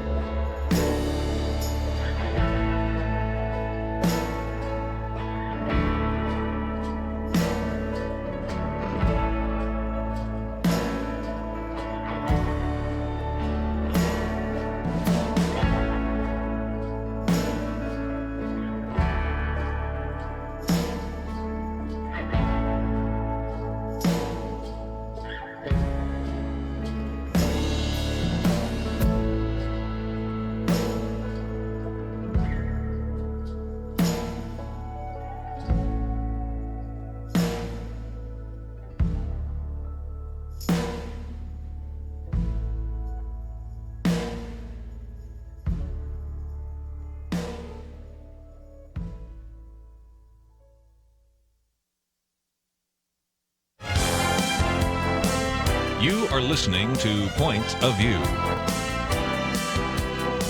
The opinions expressed on Point of View do not necessarily reflect the views of the management or staff of this station.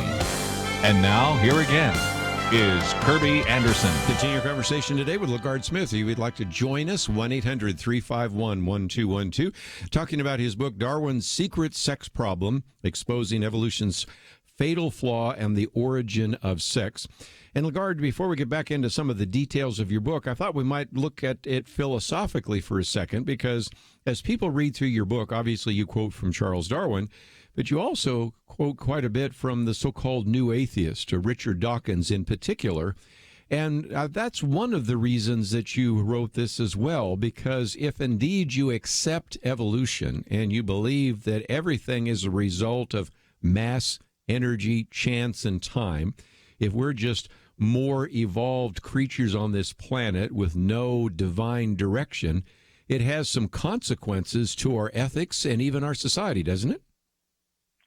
It does. If you think in terms of philosophy as being a waterfall, at the very top of the waterfall, the source, is this question of origins. And how people decide the question of origins determines virtually everything else they believe. There's a very interesting tie, Kerby, between the election that you were talking about earlier and that's going to take place tomorrow and this issue. There are obviously a lot of Republicans who believe in evolution from a scientific basis and so forth. No question about that. But if you were to poll Democrats and Republicans on the question of evolution, I think you would find, hands down, a far higher percentage of Democrats believe that we are the result of an evolutionary process than the Republicans, who classically are said to be, many of them, largely evangelical. Why are they evangelical, and why the relationship with the Republican Party and the ideas that are put forward by the Republican Party as opposed to the Democrats? This issue of origins is going to affect the polling booth tomorrow. People don't understand that what we're talking about right now is, you take it all the way to the top of the waterfall, it's pivotal to how people are going to pull the levers tomorrow.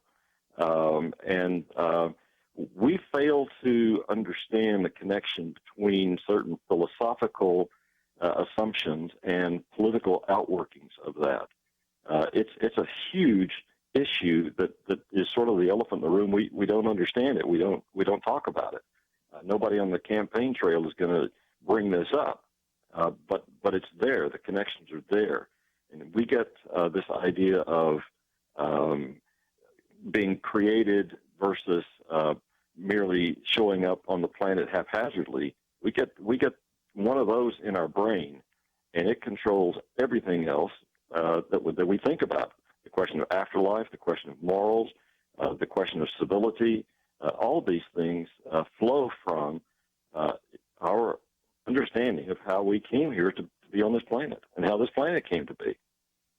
Well, again, I think it's important to maybe even come back to, as I mentioned, Richard Dawkins, the selfish gene, or another one, the blind watchmaker. One of the problems that people that are evolutionists have is when they look at the world, they have to say, a lot of it does look designed. And so how do we explain this world that looks designed and still reject the idea of a designer? So there's just almost an attempt to try to paper over these problems on the origin of sex, and then to try to come up with alternative explanations to say, don't believe your eyes, just believe what I'm saying.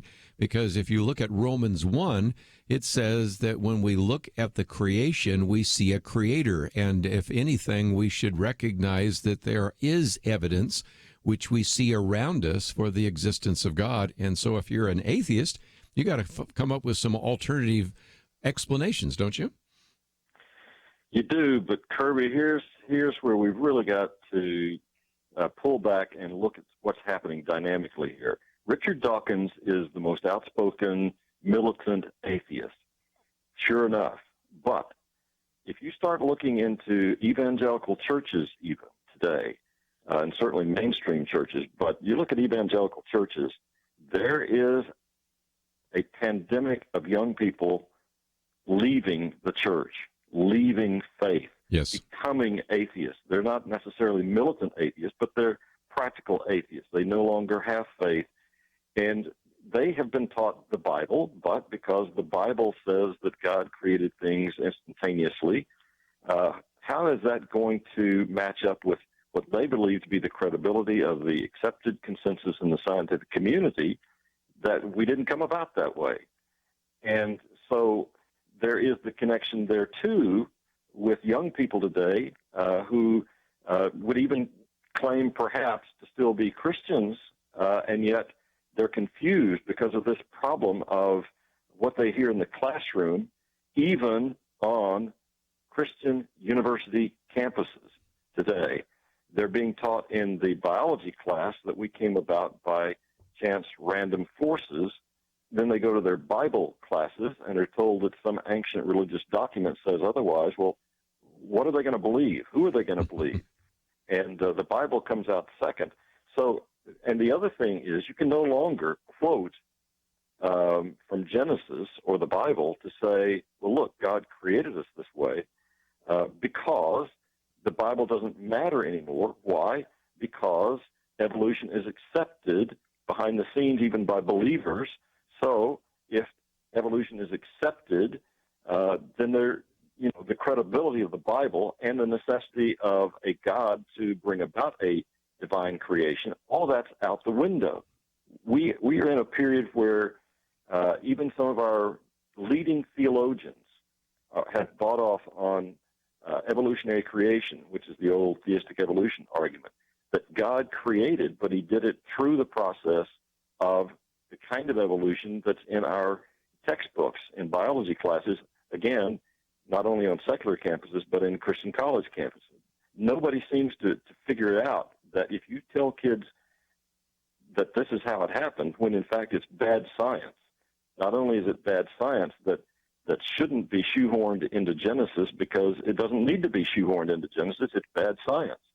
But not only that, it affects whether or not there is any credibility left in Genesis chapter 1. Well, and again, as you point out in chapter 11, cake and eat it too, the idea of trying to have your cake and eat it too, or even in chapter 13, we have kind of in some places a high view of science, but a low view of Scripture. But then you also talk about this idea of the soul of a matter, because after all, if we're just evolutionary products, where's a soul, where's a spirit, where's eternal destiny? Those issues come to grips. So sometimes you have, LaGard, a situation in which people will say, well, it's not really important what you think about origins because, after all, I'll just say God used it and then move on from there. But it impinges upon too much else of our theology, of our Christian worldview, doesn't it? It does, and my book is not primarily concerned with this, but in addressing the evolutionary creationists, I'm telling you, you cannot hold the evolutionary creation argument in Genesis 1 and interpret the rest of the Bible as if you have a God who did this in an evolutionary fashion. It tears up lots of doctrine, lots of teaching, lots of theology from Paul and Jesus himself. You can't have your cake and eat it too in terms of interpreting Scripture. But the Biologos Foundation that has Tim Keller and N.T. Wright and Philip Yancey and Os Guinness and Mark Knoll and John Ortberg and Richard Mao, Andy Krauss, all of these guys are telling us that God didn't touch the process of biological evolution. He never intervened. He never intervened at any point. And we might just as well, as Francis Collins says, we might just as well not even have been here. And yet somehow or another, they're convinced that at some point, oh, no, God did intervene and stamped his image, his divine image on us, and therefore suddenly we have soul, afterlife, and all the things we associated with that. But if along the way the process that God supposedly chose to use was this random process of evolution, we might never become humans for him to stamp his image on us. It just does not make sense. Well, let's take a break. When we come back, we'll continue our conversation with F. LaGard Smith for just a few more minutes. First section deals with the millions of missing sex links, and we sort of talked about that a little bit. Second one, the gap evolution couldn't possibly jump, and we've sort of mentioned that. We'll come back. I want to maybe backtrack a little bit and go to the section on the whole issue of evolutionary sex in the bigger picture, in particular, when the dog doesn't bark. Because some people might be just saying, why don't I hear about this in the textbooks? Why don't we see this in popular culture? And, of course, just the last couple of minutes, we've been talking about what is Section 4, the futility of commingling evolution and creation, which itself is worth the price of the book. But in addition to some of the other science material, that's in all of this book as well. Darwin's Secret Sex Problem, Exposing Evolution's Fatal Flaw on the Origin of Sex. We'll come back with more right after this.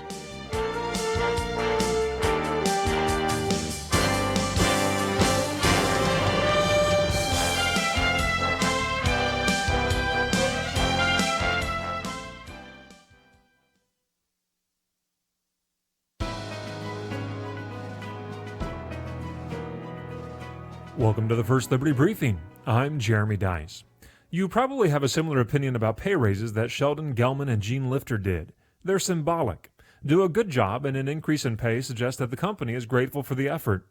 Gelman and Lifter were law professors at Cleveland Marshall College of Law. Gelman organized his fellow law professors into a union with the support of Lifter, his wife, and over the objections of management. The next spring, the faculty, Gelman included, received a pay raise, but Gelman lost some committee appointments, and soon after, Lifter was terminated altogether. One wouldn't think much of it, but the dollar amount on the pay increase caught everyone's attention. It was too intriguing to be coincidental. The newly organized union faculty received a raise of $666. Taken alongside Gelman's loss of committee influence and Lifter's termination, the numerals seemed to send a message. Gelman and Lifter sued, alleging retaliation against a protected First Amendment freedom, but the United States Court of Appeals for the Sixth Circuit wasn't buying it. There were simple explanations for the pay raise amounting to apocalyptic numbers, and while Gelman's union organizing was certainly protected by the First Amendment, there were no facts present to suggest the law school retaliated against him for doing so. The lesson here is clear. If your paycheck shows the supposed mark of the beast, don't assume your employer violated the First Amendment. To learn how First Liberty is protecting religious liberty for all Americans, visit firstliberty.org. You can learn how to protect religious freedom in the workplace, public schools, your church, the military, and more by downloading First Liberty's free Religious Liberty Protection Kits at firstliberty.org. That's firstliberty.org. If you want hope for religious freedom, go to firstliberty.org.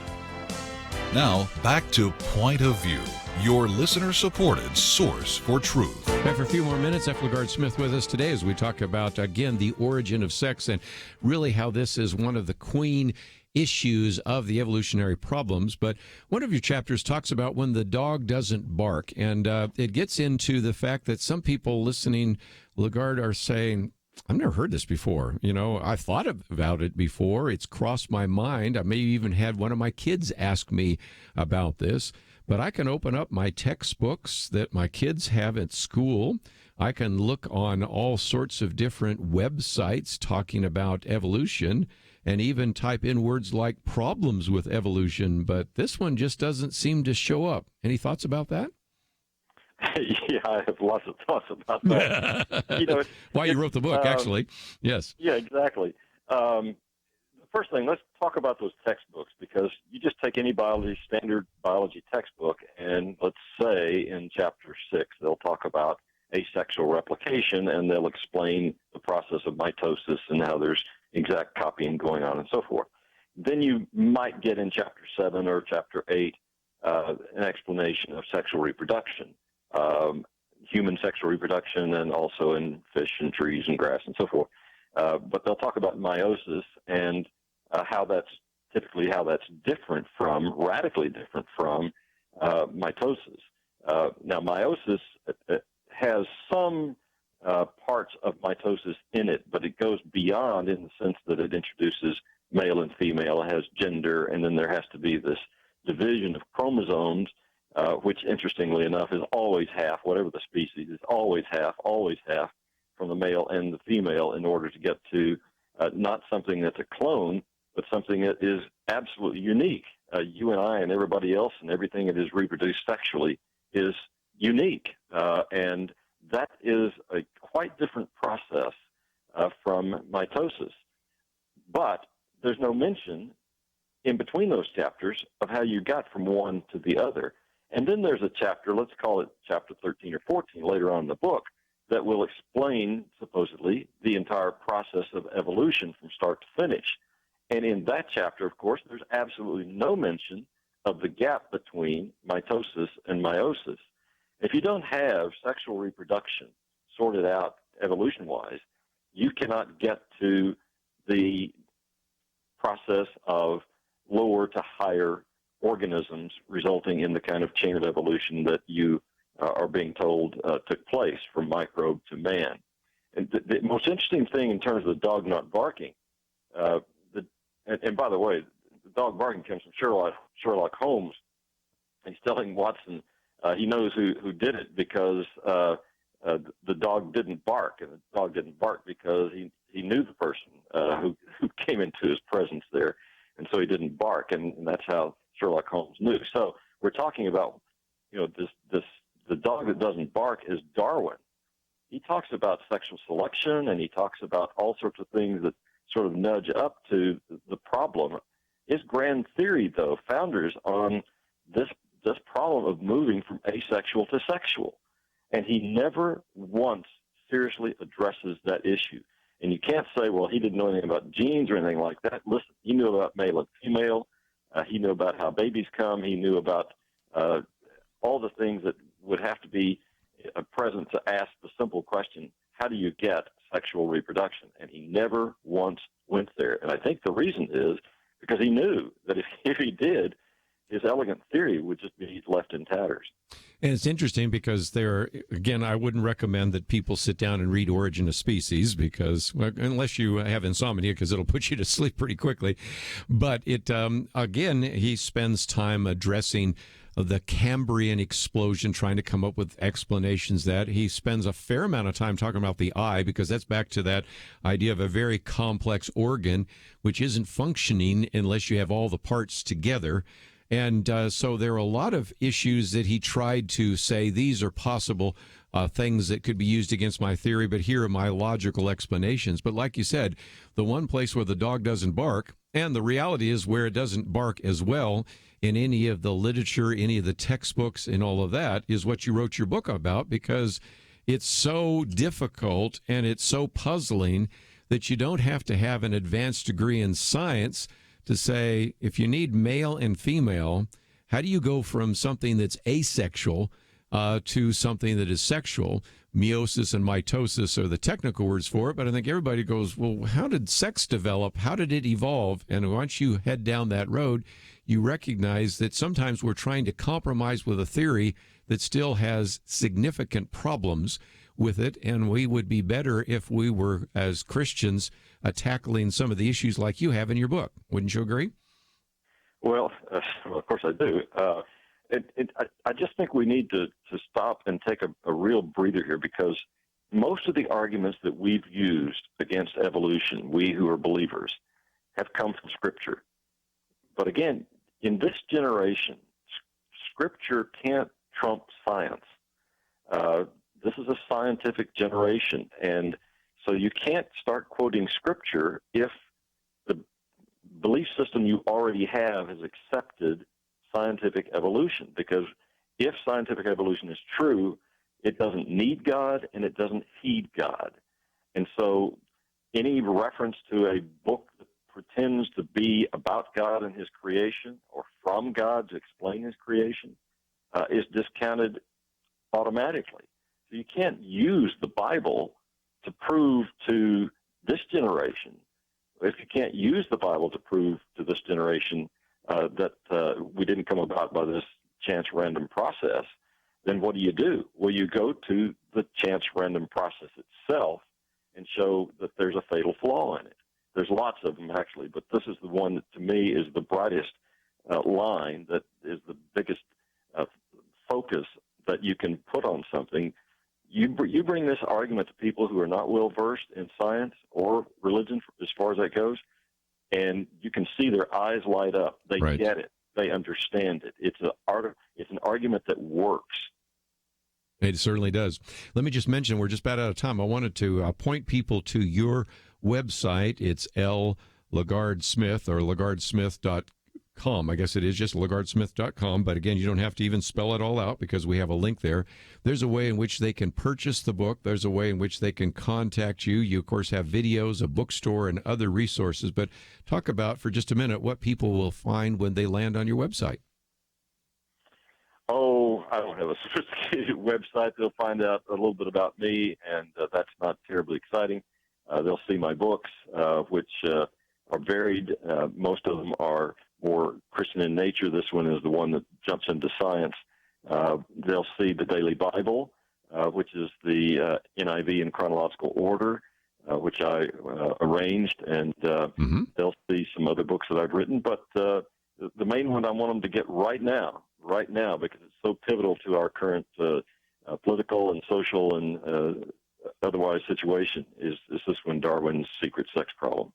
Well, again, you might be able to find it in your local bookstore, but I think the simplest way is simply to go to LaGardSmith.com. We have a link there. And LaGard Smith, it has been delightful to have you on the program. Let's make sure it's not such a long period between the next interview. So look forward to the opportunity to chat with you again, and thank you for joining us today here on Point of View. Thank you, Kirby. Going to take a break. When we come back, I'm going to talk with, in this case, candidate that is running for governor in the state of California. Thought we'd spend some time there. We'll get back into the election, and maybe you have some thoughts about the election and what is happening in your community. So this next hour, we're going to focus again back on the election, but of course we will be kind of wall-to-wall coverage starting tomorrow all the way through the rest of the week. Because my prediction is that Tuesday night we might know where we stand in the Senate. We probably won't completely know where we stand in the House of Representatives. I think there may be maybe as many as 10 to 15 races that will be so close they may not be able to call them tomorrow night. We'll see. Let's take a break. We have a lot more to cover. We'll do that right after these important messages. Protect the health of the nation. Join the Point of View Truth Team. pointofview.net/team. pointofview.net/team. Or call 800-347-5151. So there's this guy named Jordan. He's a healthy guy. He's a dad of 6, and he works as a guide in Alaska. And he goes to the doctor, true story, he goes to the doctor, and he's diagnosed with cancer, stage 4. And here's the thing. He had switched earlier from medical insurance to Medishare, where Christians share each other's medical bills. So the question for Jordan and his wife, Jenny, was, is this actually going to work? Our medical bills exceeded $160,000. Medishare members shared all our bills. And it was about more than just the money, too. This is a real community. Medishare is a family, a group of people that stick with you through the hardest times of your life. I just don't know how I could have done it without Medishare. It's so worth looking into. There's a reason this is growing so fast. So if you want to find out more, here is a number for you. 855-90-BIBLE. That's 855-90-BIBLE. Point of View will continue after this.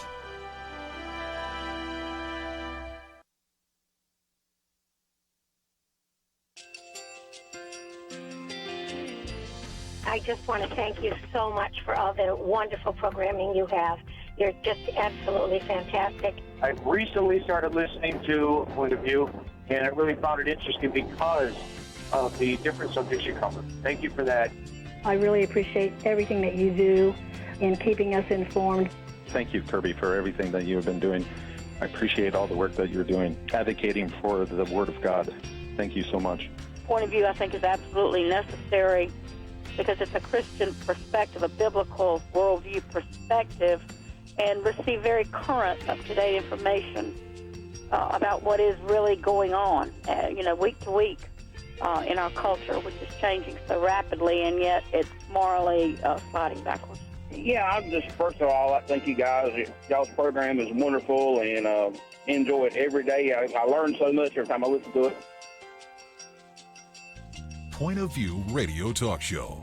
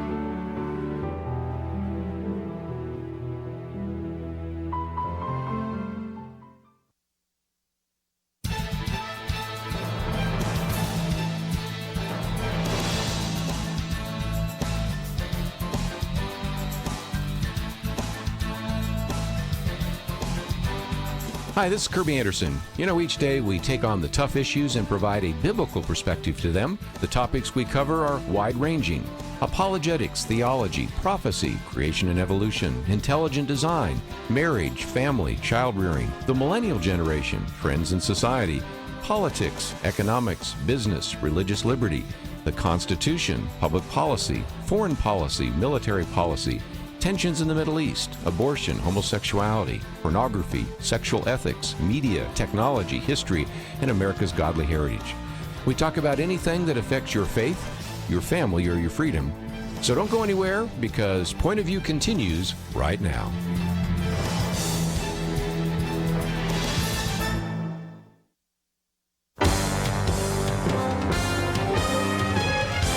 Across America, live. This is Point of View.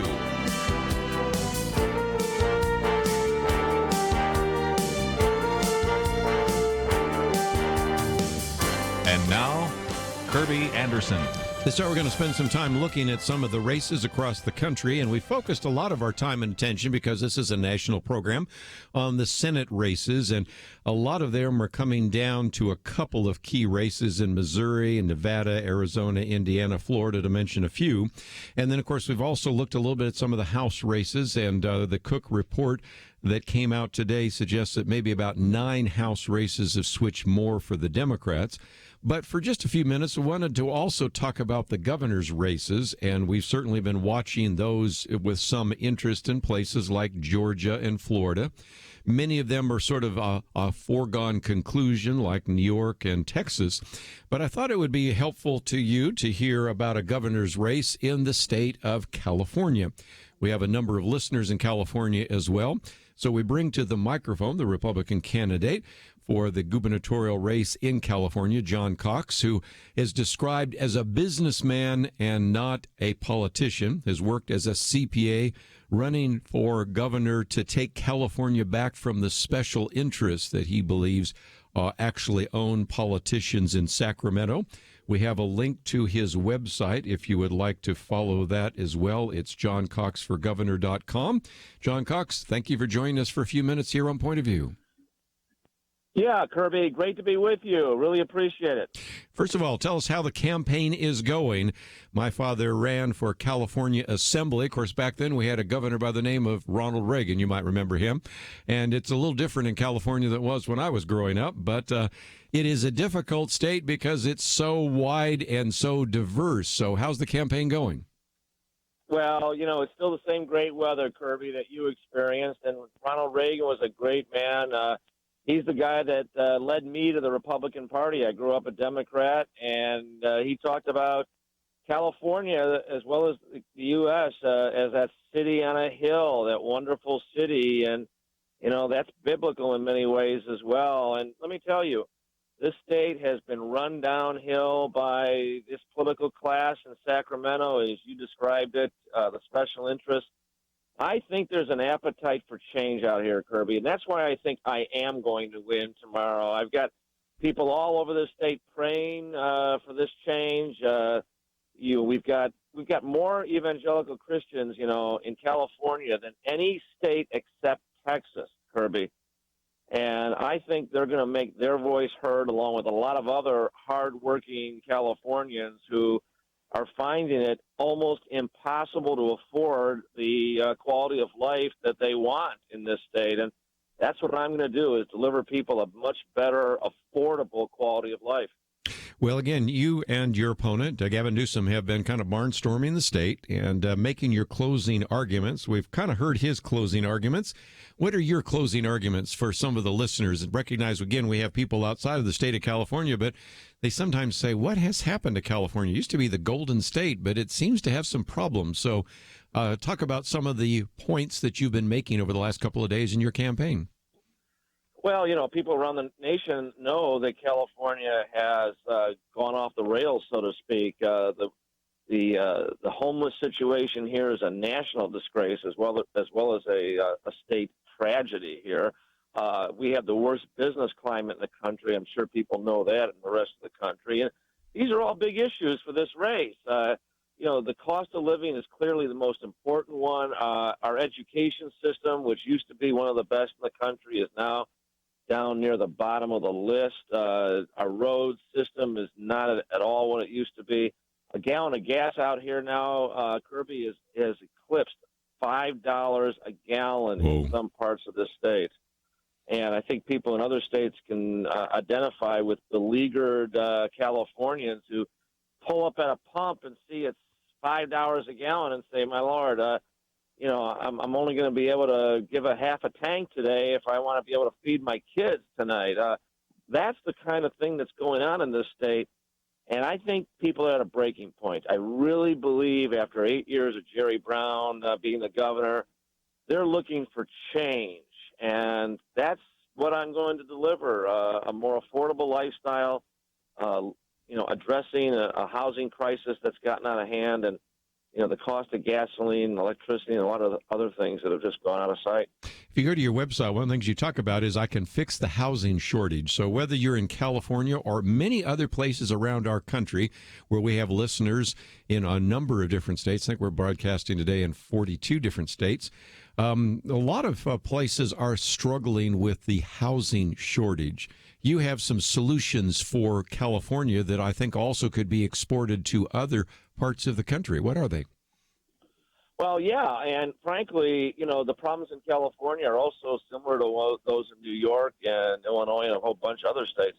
And the common thread is that those states, California as well as those others, are basically captured by these special interest groups who drive up the cost of housing. How do they do this? They want regulation. They have a lot of lawsuits, a lot of taxes, a lot of governmental fees. And why does that benefit them? Because it drives up the cost, driving up their profits, keeping competitors out of business. I think that's wrong. We need to have more competition, more construction, drive down the cost, and that'll drive down the cost of living for people and enable them to live a better lifestyle. But, the special interest, these interest groups that finance my opponent's campaign out here, they want to keep the status quo. I mean, they're, let's face it, making money from what's going on in this state, the high prices. And it's the same in Illinois and New York and some of these other states. Well, you know what? That's not the best thing for the people. That's not the best thing for those who want the American dream, Kirby. That American dream is having a place of your own. And we're different than a large part of the world where, it used to be that dream was achievable for people. I have to tell you, out here in California, most people have given up the idea that they're ever going to be able to own a house. Well, again, back to the issue of regulations. I did a commentary a while back, and again, I borrowed some of this from our friend George Will, but if you look at CKE restaurants, and those would be Carl's Jr. and Hardee's, at that time they had 720 California restaurants, but the problem is they weren't building any more because they found that in Texas, where we're broadcasting from today, you could build a restaurant in 6 weeks. In California, because of the permits, it takes 2 years. So whether you're talking about a house or whether you're talking about a restaurant or business, you have some really significant issues that are certainly inhibiting economic growth. So we're going to take a break and spend some time today talking with John Cox. But also, if you'd like to join us, especially any of our listeners in California, want to ask a question, you can do so. 1-800-351-1212. We have a link to johncoxforgovernor.com in case you haven't visited that website here. We've talked about housing, a little bit of affordability. We'll get back to this issue of immigration because I think that's another issue that certainly is front and center in California, but in other states as well. So if you'd like to join us, that number is 1-800-351-1212. And again, if you want to understand the impact that special interest regulations and others have, just consider the difference. If you're going to build a restaurant and it only takes you a couple of weeks in Texas and it takes you 2 years in California, where are you going to build the next restaurant? Doesn't take a lot of mathematical acumen to figure that one out. We'll be right back.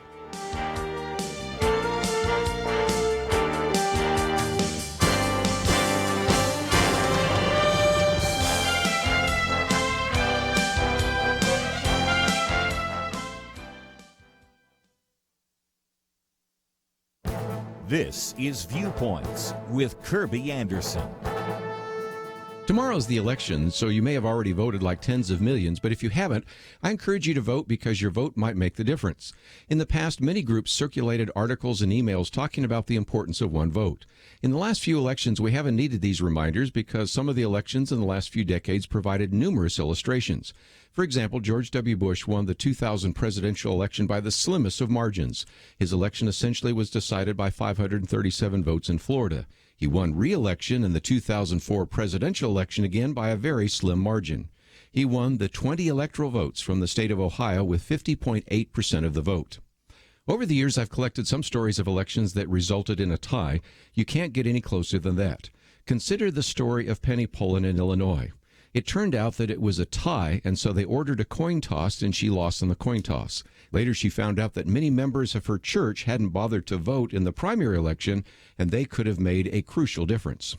In 2006, there was an even more interesting story of an electoral tie.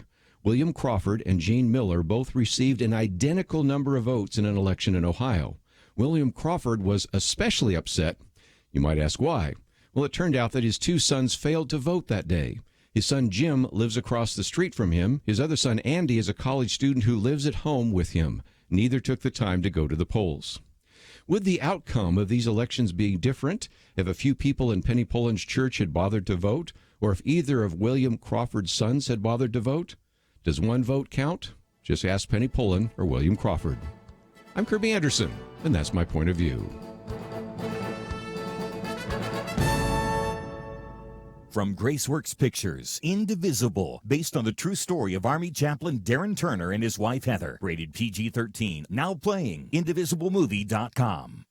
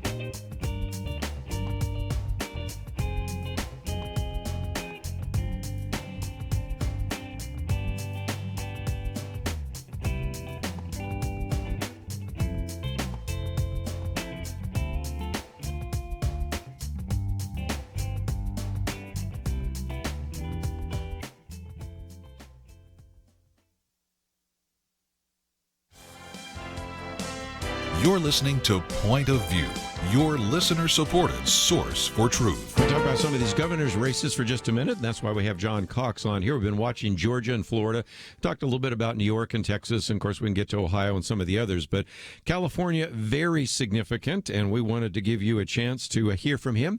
But also, for those of you, maybe a state of California would like to ask a question, we'll give you that opportunity. 1-800-351-1212. And if you go to johncoxforgovernor.com, and again, I encourage you to go to the websites for the various candidates. Usually they have posted some great material. We've talked about the housing shortage. We've talked about this issue of affordability. He mentioned homelessness. We may get back to that. But I thought for just a minute, John, let's talk about immigration, because whether you're in the state of California, Arizona, New Mexico, Texas, or really almost any other state is almost like a border state anymore because of the migration of individuals. Immigration requires a fixing of a broken system. Explain what you might want to do. Well, this system does need to be fixed because we've had this porous border to the south of us. You know, we clearly don't have this in the north. Canada has a good handle on who gets into that country, but, you know, Mexico doesn't. There were 26,000 murders last year in Mexico. It's got a lot of drug gangs and crime, and that's a problem. I feel badly for the people of Mexico as well as those in Central and South America, but you know, we can't solve all of their problems, and we need to know who's coming into our country, and we need to make sure it's orderly. Now, having said that, I want more immigration to America. I think we need to grow, and, you know, we don't want to be Japan, which has rejected immigration for years, and now, you know, they haven't grown in 30, 40 years. We need to have economic growth to give our children a chance to have an opportunity. So we got to balance this, but we got to going to flinch from making sure that we know who is going across our border and make sure we check papers there. I don't want people living in fear in California of having their papers checked unless they're in criminal activity, and that's why I oppose the sanctuary state law that's in this state. If we have criminals in this state, I want them out of here, and I think most people do in this state, and that's what I'll stand behind. It's again, while we're talking about immigration, I guess it gets back to that issue of homelessness. Gavin Newsom is from San Francisco. The San Francisco Bay Area, which I grew up around, is not the same as it used to be, and they are actually hiring. Did I read this right? Poop police, to deal with all of the. I mean, did I read that right, or is that just a joke? Tell me more. I wish it were a joke, Kerby, because the San Francisco of your past, as well as my mom. My mom went to Berkeley back, 70 years ago, and San Francisco was just a beautiful city. Today, you're right. They're addressing this homelessness problem by just sweeping off the sidewalk. Live on the sidewalks. You can't do that. My opponent in this race was the mayor of San Francisco. He said he was going to end homelessness. He spent $1.5 billion, and it's worse than ever. What we've got to do is we've got to, first of all, make sure that we have more affordable housing built. And that, as I discussed with you before, that's all about reducing the cost of building. But the other thing we need to do is we need to attack the abuse of drug abuse and alcohol abuse and mental illness. If my own children, Kerby, were addicted to heroin, I wouldn't give them a free needle and a clean room to shoot up in. I would get them help. I would make sure that they got clean and sober. I would do whatever I could to do that. I wouldn't just let them live on the streets. That is the real problem here. Politicians who just don't have a backbone. They don't have the compassion to do the tough job, to practice tough love, expand conservationships, make people get help, let them know that they cannot continue to live on underpasses and on the streets. And that also gets us into one of the other issues you've talked about, and that is health care. You would just say maybe we shouldn't turn health care over to the DMV, the Department of Motor Vehicles. Matter of fact, we had somebody here the other day that spent hours at the DMV, and she says, and they want to turn our health care over to something like that. But that requires, again, a very significant backbone, because you've got to really go against pharma and HMOs and the interest groups and all the rest. How do we find a situation where maybe we can put the decision-making about health back in the hands of the doctors and the patients? What are your thoughts about that? Boy, you just said it all right there. It ought to be in the hands of the doctors and patients. It ought to be a transparent and competitive system, which it's not now, and that's the problem. And making it a government monopoly is not the answer. It's right now a monopoly in the private sector. Making a monopoly in the public sector isn't going to cure the problem. The problem is that people don't know what things cost. They look to third-party payers. There's very little competition. We have all these hospital monopolies and all the insurance company monopolies out here that are dictating what goes on. And I think we've got to break those up. We've got to, as you say, put the doctors and patients back in charge. And you're right, turning it over to the people who run the DMV. I'm going to visit today my 9th DMV in California and hand out water bottles to people who are waiting hours to get their licenses renewed. This is ridiculous out here. But the last thing we need to do is turn over health care to the same people. And, that's what my opponent wants to do, because that's going to make government more powerful. I want individuals. I want people to be more powerful. My opponent is all about government being powerful. And, to me, that's a false god. I want people to be able to dictate their lives and to be able to buy their own great health care.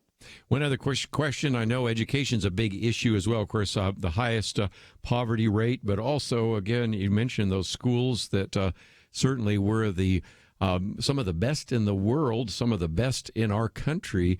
today. Maybe some of that goes back to some of the other issues we've already dealt with, but is there any solution to that? Because, again, there are very significant amounts of money being sent to the public schools, but we aren't necessarily seeing the kind of educational excellence that we've come to expect from the so-called Golden State. Well, it's pretty much the same answer, Kirby, as healthcare, because education is a monopoly in California like it is in a lot of states, and I think it ought to be in the hands of the parents and students for the most part, and it ought to be a competitive enterprise. I favor charter schools and other options for parents. My opponent is absolutely dead set against it, and that's because he's in the pocket of the big labor bosses who want to be able to dictate people's educational choices. You know, our children, this is a trite truism, but it's true, our children are the future. If we don't devote ourselves to making them the very best they can be, they're not going to be competitive with the Chinese and the Japanese and the Koreans and the Europeans in the future. We're going to be second rate. It's going to filter through to our economy. And this state in California is now number 47 in educational proficiency. Fully half of our public school children cannot read to their grade level. That is a crime. That is an indictment of the political leadership of the state and the political class, with which my opponent is a major part of. Has to be accountable for that, Kirby, and I'm going to hold them accountable. And the people of this state deserve to be able to send their children to a great school or to have a choice. And that's something I'm going to be talking about as the governor of the state. Well, again, we have a link to johncoxforgovernor.com, so you can find that on our website, pointofview.net, and there's all sorts of information there and ways you can get involved. And if you have not already voted, there will be an opportunity for you to know a little bit more. And, John, I know you are a very busy candidate, and so it means a lot that you would give us a half an hour today here on Point of View. Well, thank you, Kirby. And I have a message for voters of faith, and I don't care what faith they are, Christian, Jewish, Sikh, Muslim, whatever they might be. This government here is off the rails. It's trying to give, people their values. I think people ought to get their values at church and in the family unit, not have government dictated. And I think freedom of religion is a basis of this country, and I'm going to make sure that we have that respected in California. Well, again, thank you so very much for your time, and we will certainly be watching the polls and all the coverage of the elections tomorrow. So thank you for joining us today here on Point of View. Thank you. Thank you, Kerby. We're going to take a break, and when we come back, I want to go one more time, look at some of the Senate races. My commentary today is on close races, and I thought we would talk about some of these close elections. It's something I like to do from time to time. I've collected quite a few. In this particular commentary, I only mentioned two. But if you think one vote doesn't count, wait till I share some of the stories I've collected over the years about how your vote really does count. We'll be right back.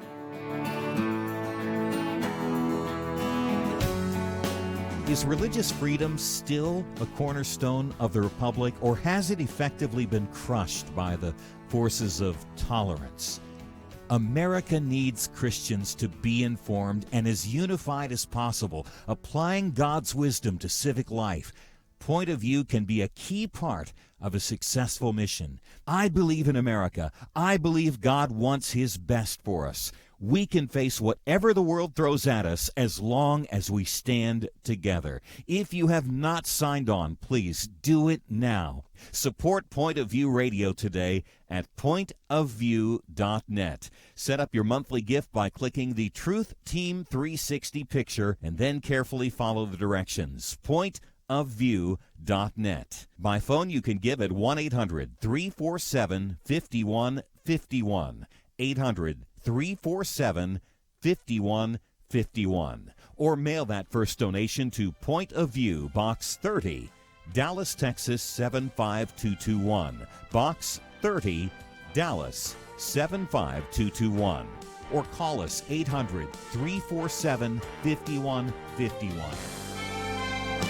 Point of View will continue after this.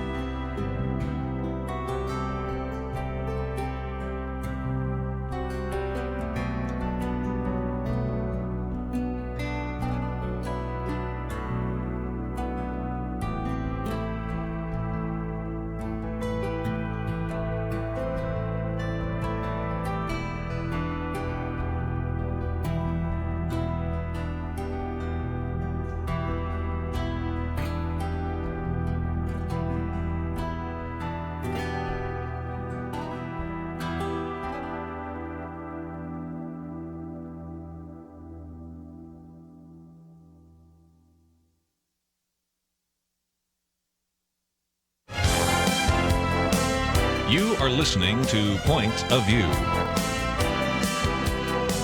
The opinions expressed on Point of View do not necessarily reflect the views of the management or staff of this station. And now, here again is Kerby Anderson. Final half hour. If you'd like to join our conversation, 1-800-351-1212. Open line. Love to get your comments, and we'll pick up a few of those in just a minute. But, of course, we're waiting for the election that will take place tomorrow. You've heard me say it before, but I'll say it again. Even though I will be mentioning some of the polls, we recognize the only poll that really counts is tomorrow. Some of you have already voted. For those of you that have not, again, we have an email going out to remind you not only to vote. I suspect most of our Point of View listeners are pretty good about voting, but to get some of your friends, neighbors, coworkers, and like-minded individuals voting as well. And again, the real question is what will happen? I think right now a lot of it depends on a couple of these races. I've said 5. If you want to add Montana in there, that would be 6 races, which are very significant because in many cases we're dealing with various kinds of situations that we cannot obviously control, and we'll find out where those are in the future.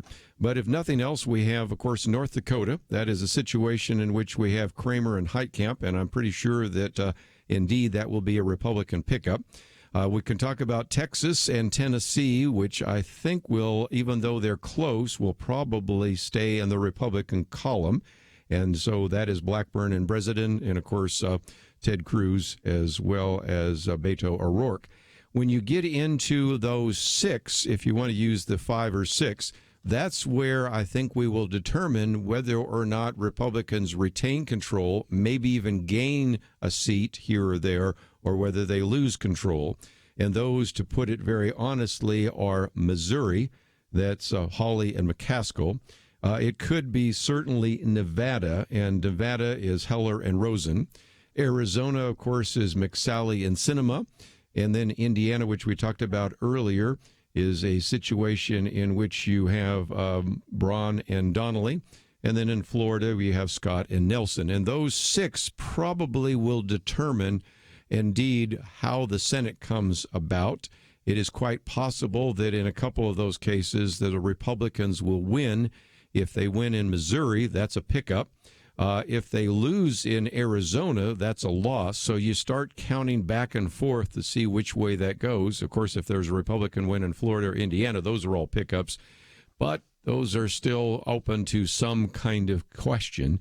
And then when we come to the House, we are dealing with a different set of circumstances because it is already very close in the House of Representatives. And if Democrats can pick up 23 seats that have been held in the past by Republicans, they will then control the House of Representatives. So one scenario, which I write about, is where Republicans keep control of both the House and the Senate. That doesn't seem as likely, but we'll see where that plays out by tomorrow night, although I don't think we'll have a final answer in the House races because so many of them are close. If that's the case, then I think there's going to be a real frustration on the part of the Democratic leadership because they've spent so much time, energy, and money to win back a House of Representatives. But even if indeed the Republicans retain control, I suspect the margin would be very, very slim. So I think it's reasonable to assume that you're going to have very few bold initiatives that will actually be passed out of the House of Representatives. A more likely scenario is, like I said, where the Democrats do gain control of 23 seats currently held by Republicans. And as a result, I think we can expect all sorts of investigations. The Democrats, for example, investigating various cabinet officers, maybe even attempts to impeach President Trump. But again, any legislation passed out of the House under Nancy Pelosi by the Democrats, if it passes at all, certainly would then hit a roadblock if you had a Republican-controlled Senate. And so that would be more difficult for anything to pass. Of course, it would also lead to perhaps the greatest gridlock we've ever seen. And then finally, of course, scenario number 3 is where Democrats control both the House and the Senate. And I think you could probably predict that the headlines every single day would be, again, the conflict and the really the acrimony, if you will, between the president and Congress. So we can see that each one of those scenarios is a possibility, and we'll find out partially by tomorrow night and certainly by the end of the week where that takes us. And by the way, if you would like to listen tomorrow, we have Alan West with us in studio. We have Jonathan Saenz calling in to talk about some of these other races. And then the day after, we have Gary Bauer and some others. So if you'd like to join our conversation, I'd love to hear your comments. 1-800-351-1212. Let's go to the state of Georgia and talk to Vernon. Vernon, what's your point of view today? Before I'm labeled, I'll just tell you right out, I'm a Christian. I have been since I'm 89 years old, and I was 25 when I became a Christian. But my comment is this: between abortion and same-sex marriage, can you imagine a nation with no children? We're on our way out. No, I think you're right. I mean, if indeed we're not aborting 1 million children, unborn babies every year, but we're still aborting quite a few. And then if, as you said, like you have same-sex marriage, if it weren't for adoption, most of these same-sex couples would not have children, although sometimes use artificial insemination and a number of other things, surrogate parenting and all the rest. And so even before you've had this, the fertility rate in America and in the European countries has been dropping precipitously. If you want to know what the United States would look like, go and look at Europe, where there are so few children being born that it's affecting the ability of the younger generation to support the older generation in their retirement. And every year I have a chance to go over to Eastern Europe. I go to Hungary, and they're having to refit some of the water pipes and some of the sewage pipes because they were all based upon the assumption that more water was going through them. But when you have fewer people, you have people using less water, and you have people not flushing toilets and things like that as much. So they're having to literally refit the country because you've gone from a baby boom to a birth dearth. So, Vernon, you're right on target. I understand that, and I've been in the European countries too.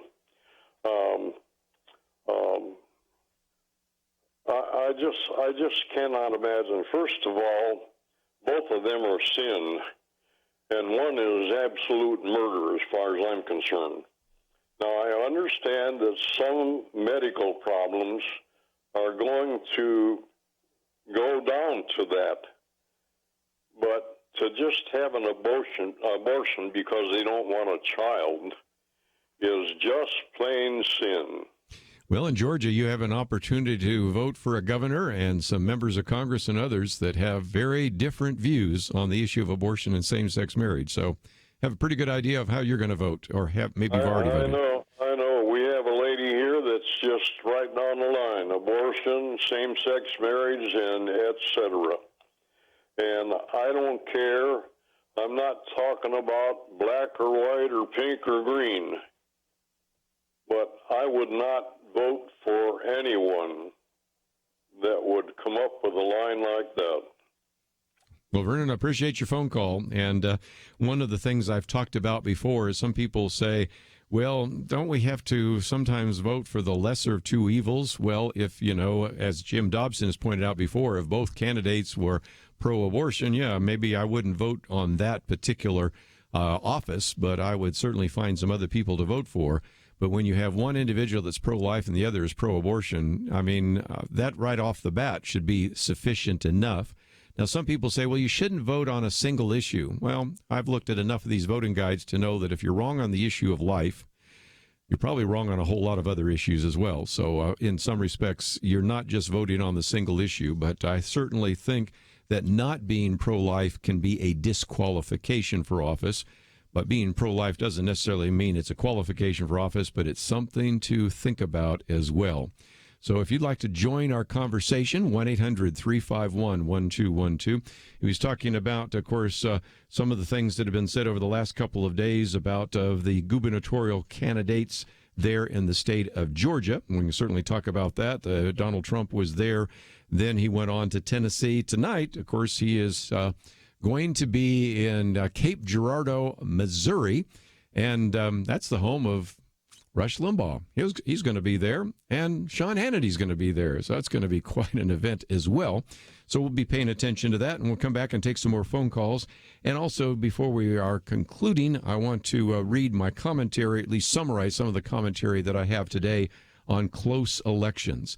Tomorrow is an election, and you may have already voted, but if you have not, the bottom line is simply this.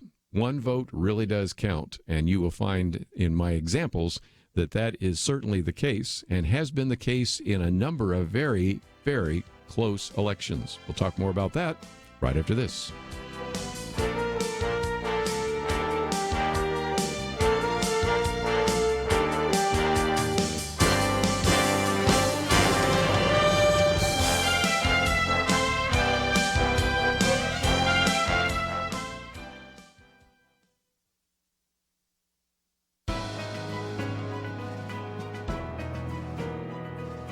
Welcome to the First Liberty Briefing. I'm Jeremy Dice.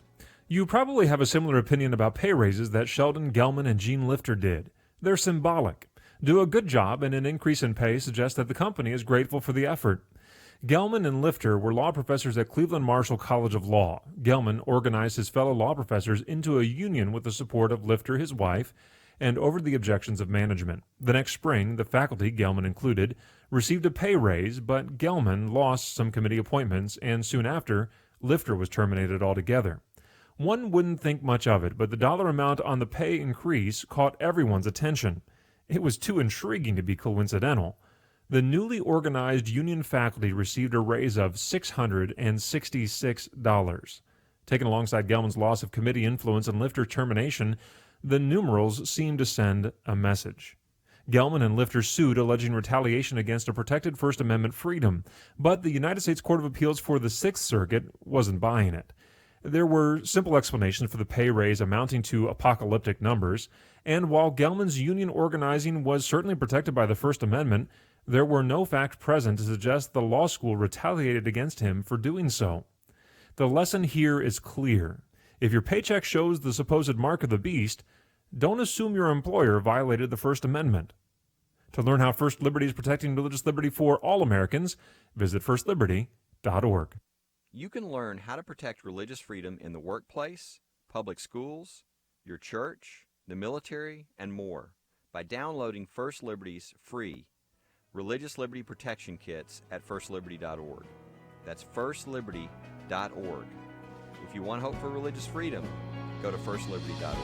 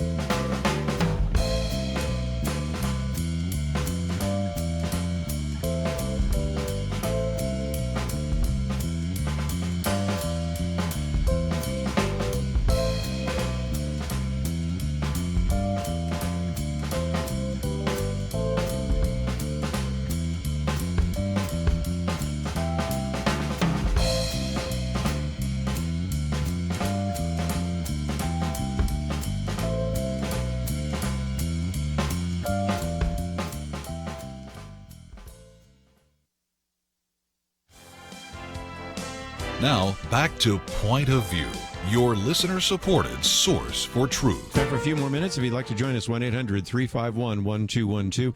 You know, when you look at these races here, 435 races for the House of Representatives. Actually, who will control the House of Representatives comes down to about 30 to 35 races. And as I said before, if 23 of those House districts which were held by Republicans are Democratic, then it will be a Democratic-controlled House of Representatives. 35 individuals running for Senate, and again, That gets down to about 5 or 6, depending on how you see those close races, will determine who controls the U.S. Senate. And then, of course, 36 governor's races. And we did have a chance earlier to talk with John Cox about that. And before I take another phone call, let me just mention something else that's coming through. And this appeared today in the Wall Street Journal, that Democrats thought they could defeat Brett Kavanaugh with a cascade of uncorroborated smears, but they failed. And now the accusations are unraveling, I should say. So says the editors there at the Wall Street Journal. The latest came Friday when Chairman Chuck Grassley referred Judy Monroe Lighton to the Justice Department and the FBI for potential prosecution for making false statements to the Senate Judiciary Committee. You might remember this woman was one of those individuals who piled on with claims of sexual assault by Brett Kavanaugh. And as a result, turns out in that October 3rd email to the committee that she said that Kavanaugh and a friend sexually assaulted and raped me in his car. Kavanaugh denied it. She conceded on November 1st that she made it all up. So again, some of those stories didn't turn out to be as truthful as we might have believed it at the time. And this is why I always say, let's give an individual the presumption of innocence, because in some cases, those people make up stories or maybe don't always remember them correctly. In this particular case, she, as far as I can determine, she did this so that she would draw attention to herself, which she did. She's going to get a lot more attention right now from the Justice Department and the FBI. Let's go to the phones and give you a chance to join our conversation in the state of Florida. Josh, thank you for joining us today here on Point of View. Yes, sir. How are you all today? Good. What would you like to add to our conversation? Well, as I travel through states, I listen to Christian radio stations. I do not know the single of the stations that I'm listening to, but I'm very happy to hear you guys' voices. I have to add to, I noticed lately that our president is running on a slogan, promises made, promises kept. And I went to sleep last night in the hotel room thinking about how can I help make of some undecided people's mind to make it very clear to them they need to vote Republican in this election. And this is what I came up with. Promises made, promises kept. These trump words. Mm-hmm. Play on words there. Deeds trump words. Yes, sir. But we used to say the first part, too, to make connection. Promises made, promises kept. These trump words. Well, and again, a lot of this election has been about Donald Trump, because if you're saying, well, how's the economy doing? Ask anybody, are you doing better than you were 2 years ago? Most people say, yeah, or at least if I'm not, my friends are. You know, maybe I'm still doing okay, or maybe I'm still working 2 jobs, but median family income is the highest it's ever been when adjusted for inflation ever. You know, lowest unemployment rate since 1969 for vast sectors of our society, African Americans, Hispanic Americans, others. You know, job starts. We actually have more jobs than we have people for those jobs. So, you know, if you look at the economy, you go, I don't know if I can do that. So in some respects, it's been the words of Trump that people have sometimes focused on. So that's an interesting set of words there. Thank you. These Trump words. Well, it's pretty obvious if you go into any store today that the people are buying goods, starting with food and then clothing, has doubled and tripled now. Pay close attention. Well, Josh, I appreciate you calling in. And yes, sir. Thank you. Y'all have a great day. Keep up the good work. Thanks I appreciate you listening in here. And I know we have people joining us all the time. In case you're not familiar, the program is called Point of View. We have a website called pointofview.net. Matter of fact, we've interviewed 4 individuals today, some of whom were in the first hour that the national audience doesn't have a chance to hear. But if you wanted to go back and listen to those, or let me just, before I take a break here, mention that we have our election resources. I suspect most of you in the listening audience have already voted or already know who you're going to vote for. But if you are not one of those individuals, or you have somebody who says, well, I'm not sure who to vote for, I don't even know who my senator is, or I don't even know who's running for governor, or I don't know who's in my congressional district, go to the website, pointofview.net. It says midterm election, view election resources. But I thought I might close with my commentary today. You can read it online. You can listen to it. And if you have not signed up to receive it, The one today is on close elections. And I've, over the years, kind of collected those. Now, you don't have to go very far to recognize that even at the national level, we've had close elections. George W. Bush won the 2000 presidential election by the slimmest of margins, essentially 537 votes in Florida. Then he even won re-election in 2004 by a very slim margin. 20 electoral votes from the state of Ohio was what put him over, and he won that by 50.8% of the votes. But there have been a number of elections that have been ties, and I only use two in this because, you only have so much space. But one of those comes from a friend of mine, Penny Pullen. We used to do radio together sometimes on Primetime America on the Moody Broadcasting Network.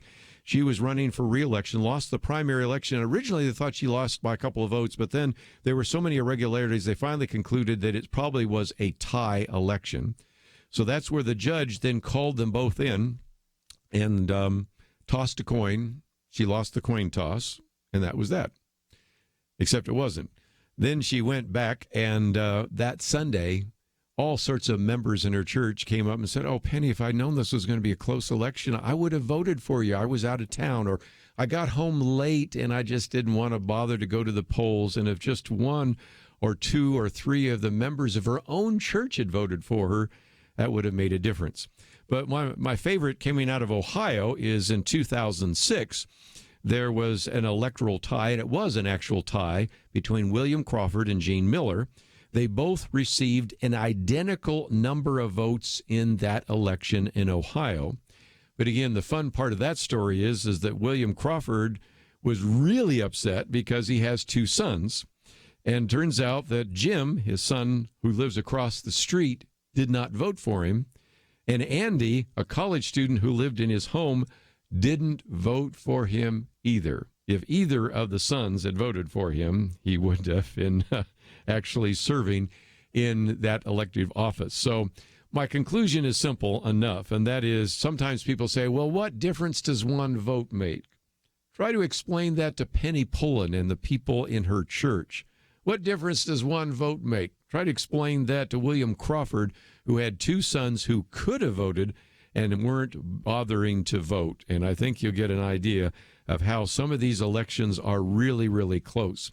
One of the individuals I interview here every once in a while is Matt Rinaldi, and in one of his latest races, I think it was the last time he ran, as a matter of fact, he won by 23 votes. 23 votes for a state representative. 23 votes. So some are as close as a tie. Others are so close that you have to do a recount. And I suspect we will have some close House races. So even tomorrow night, we may not know exactly who runs the House of Representatives, but we'll find out. And we'll have a chance to talk with our good friend Alan West in studio. Jonathan Saenz will be calling in as well, and that's what we'll be talking about tomorrow. I know you've been waiting for the election so that you don't have to watch any more of those campaign ads. I'm with you on that one. Anyway, I want to thank Andrew and Steve for their help behind the scenes. Join us tomorrow on Election Day. We'll see you back here, right here on Point of View.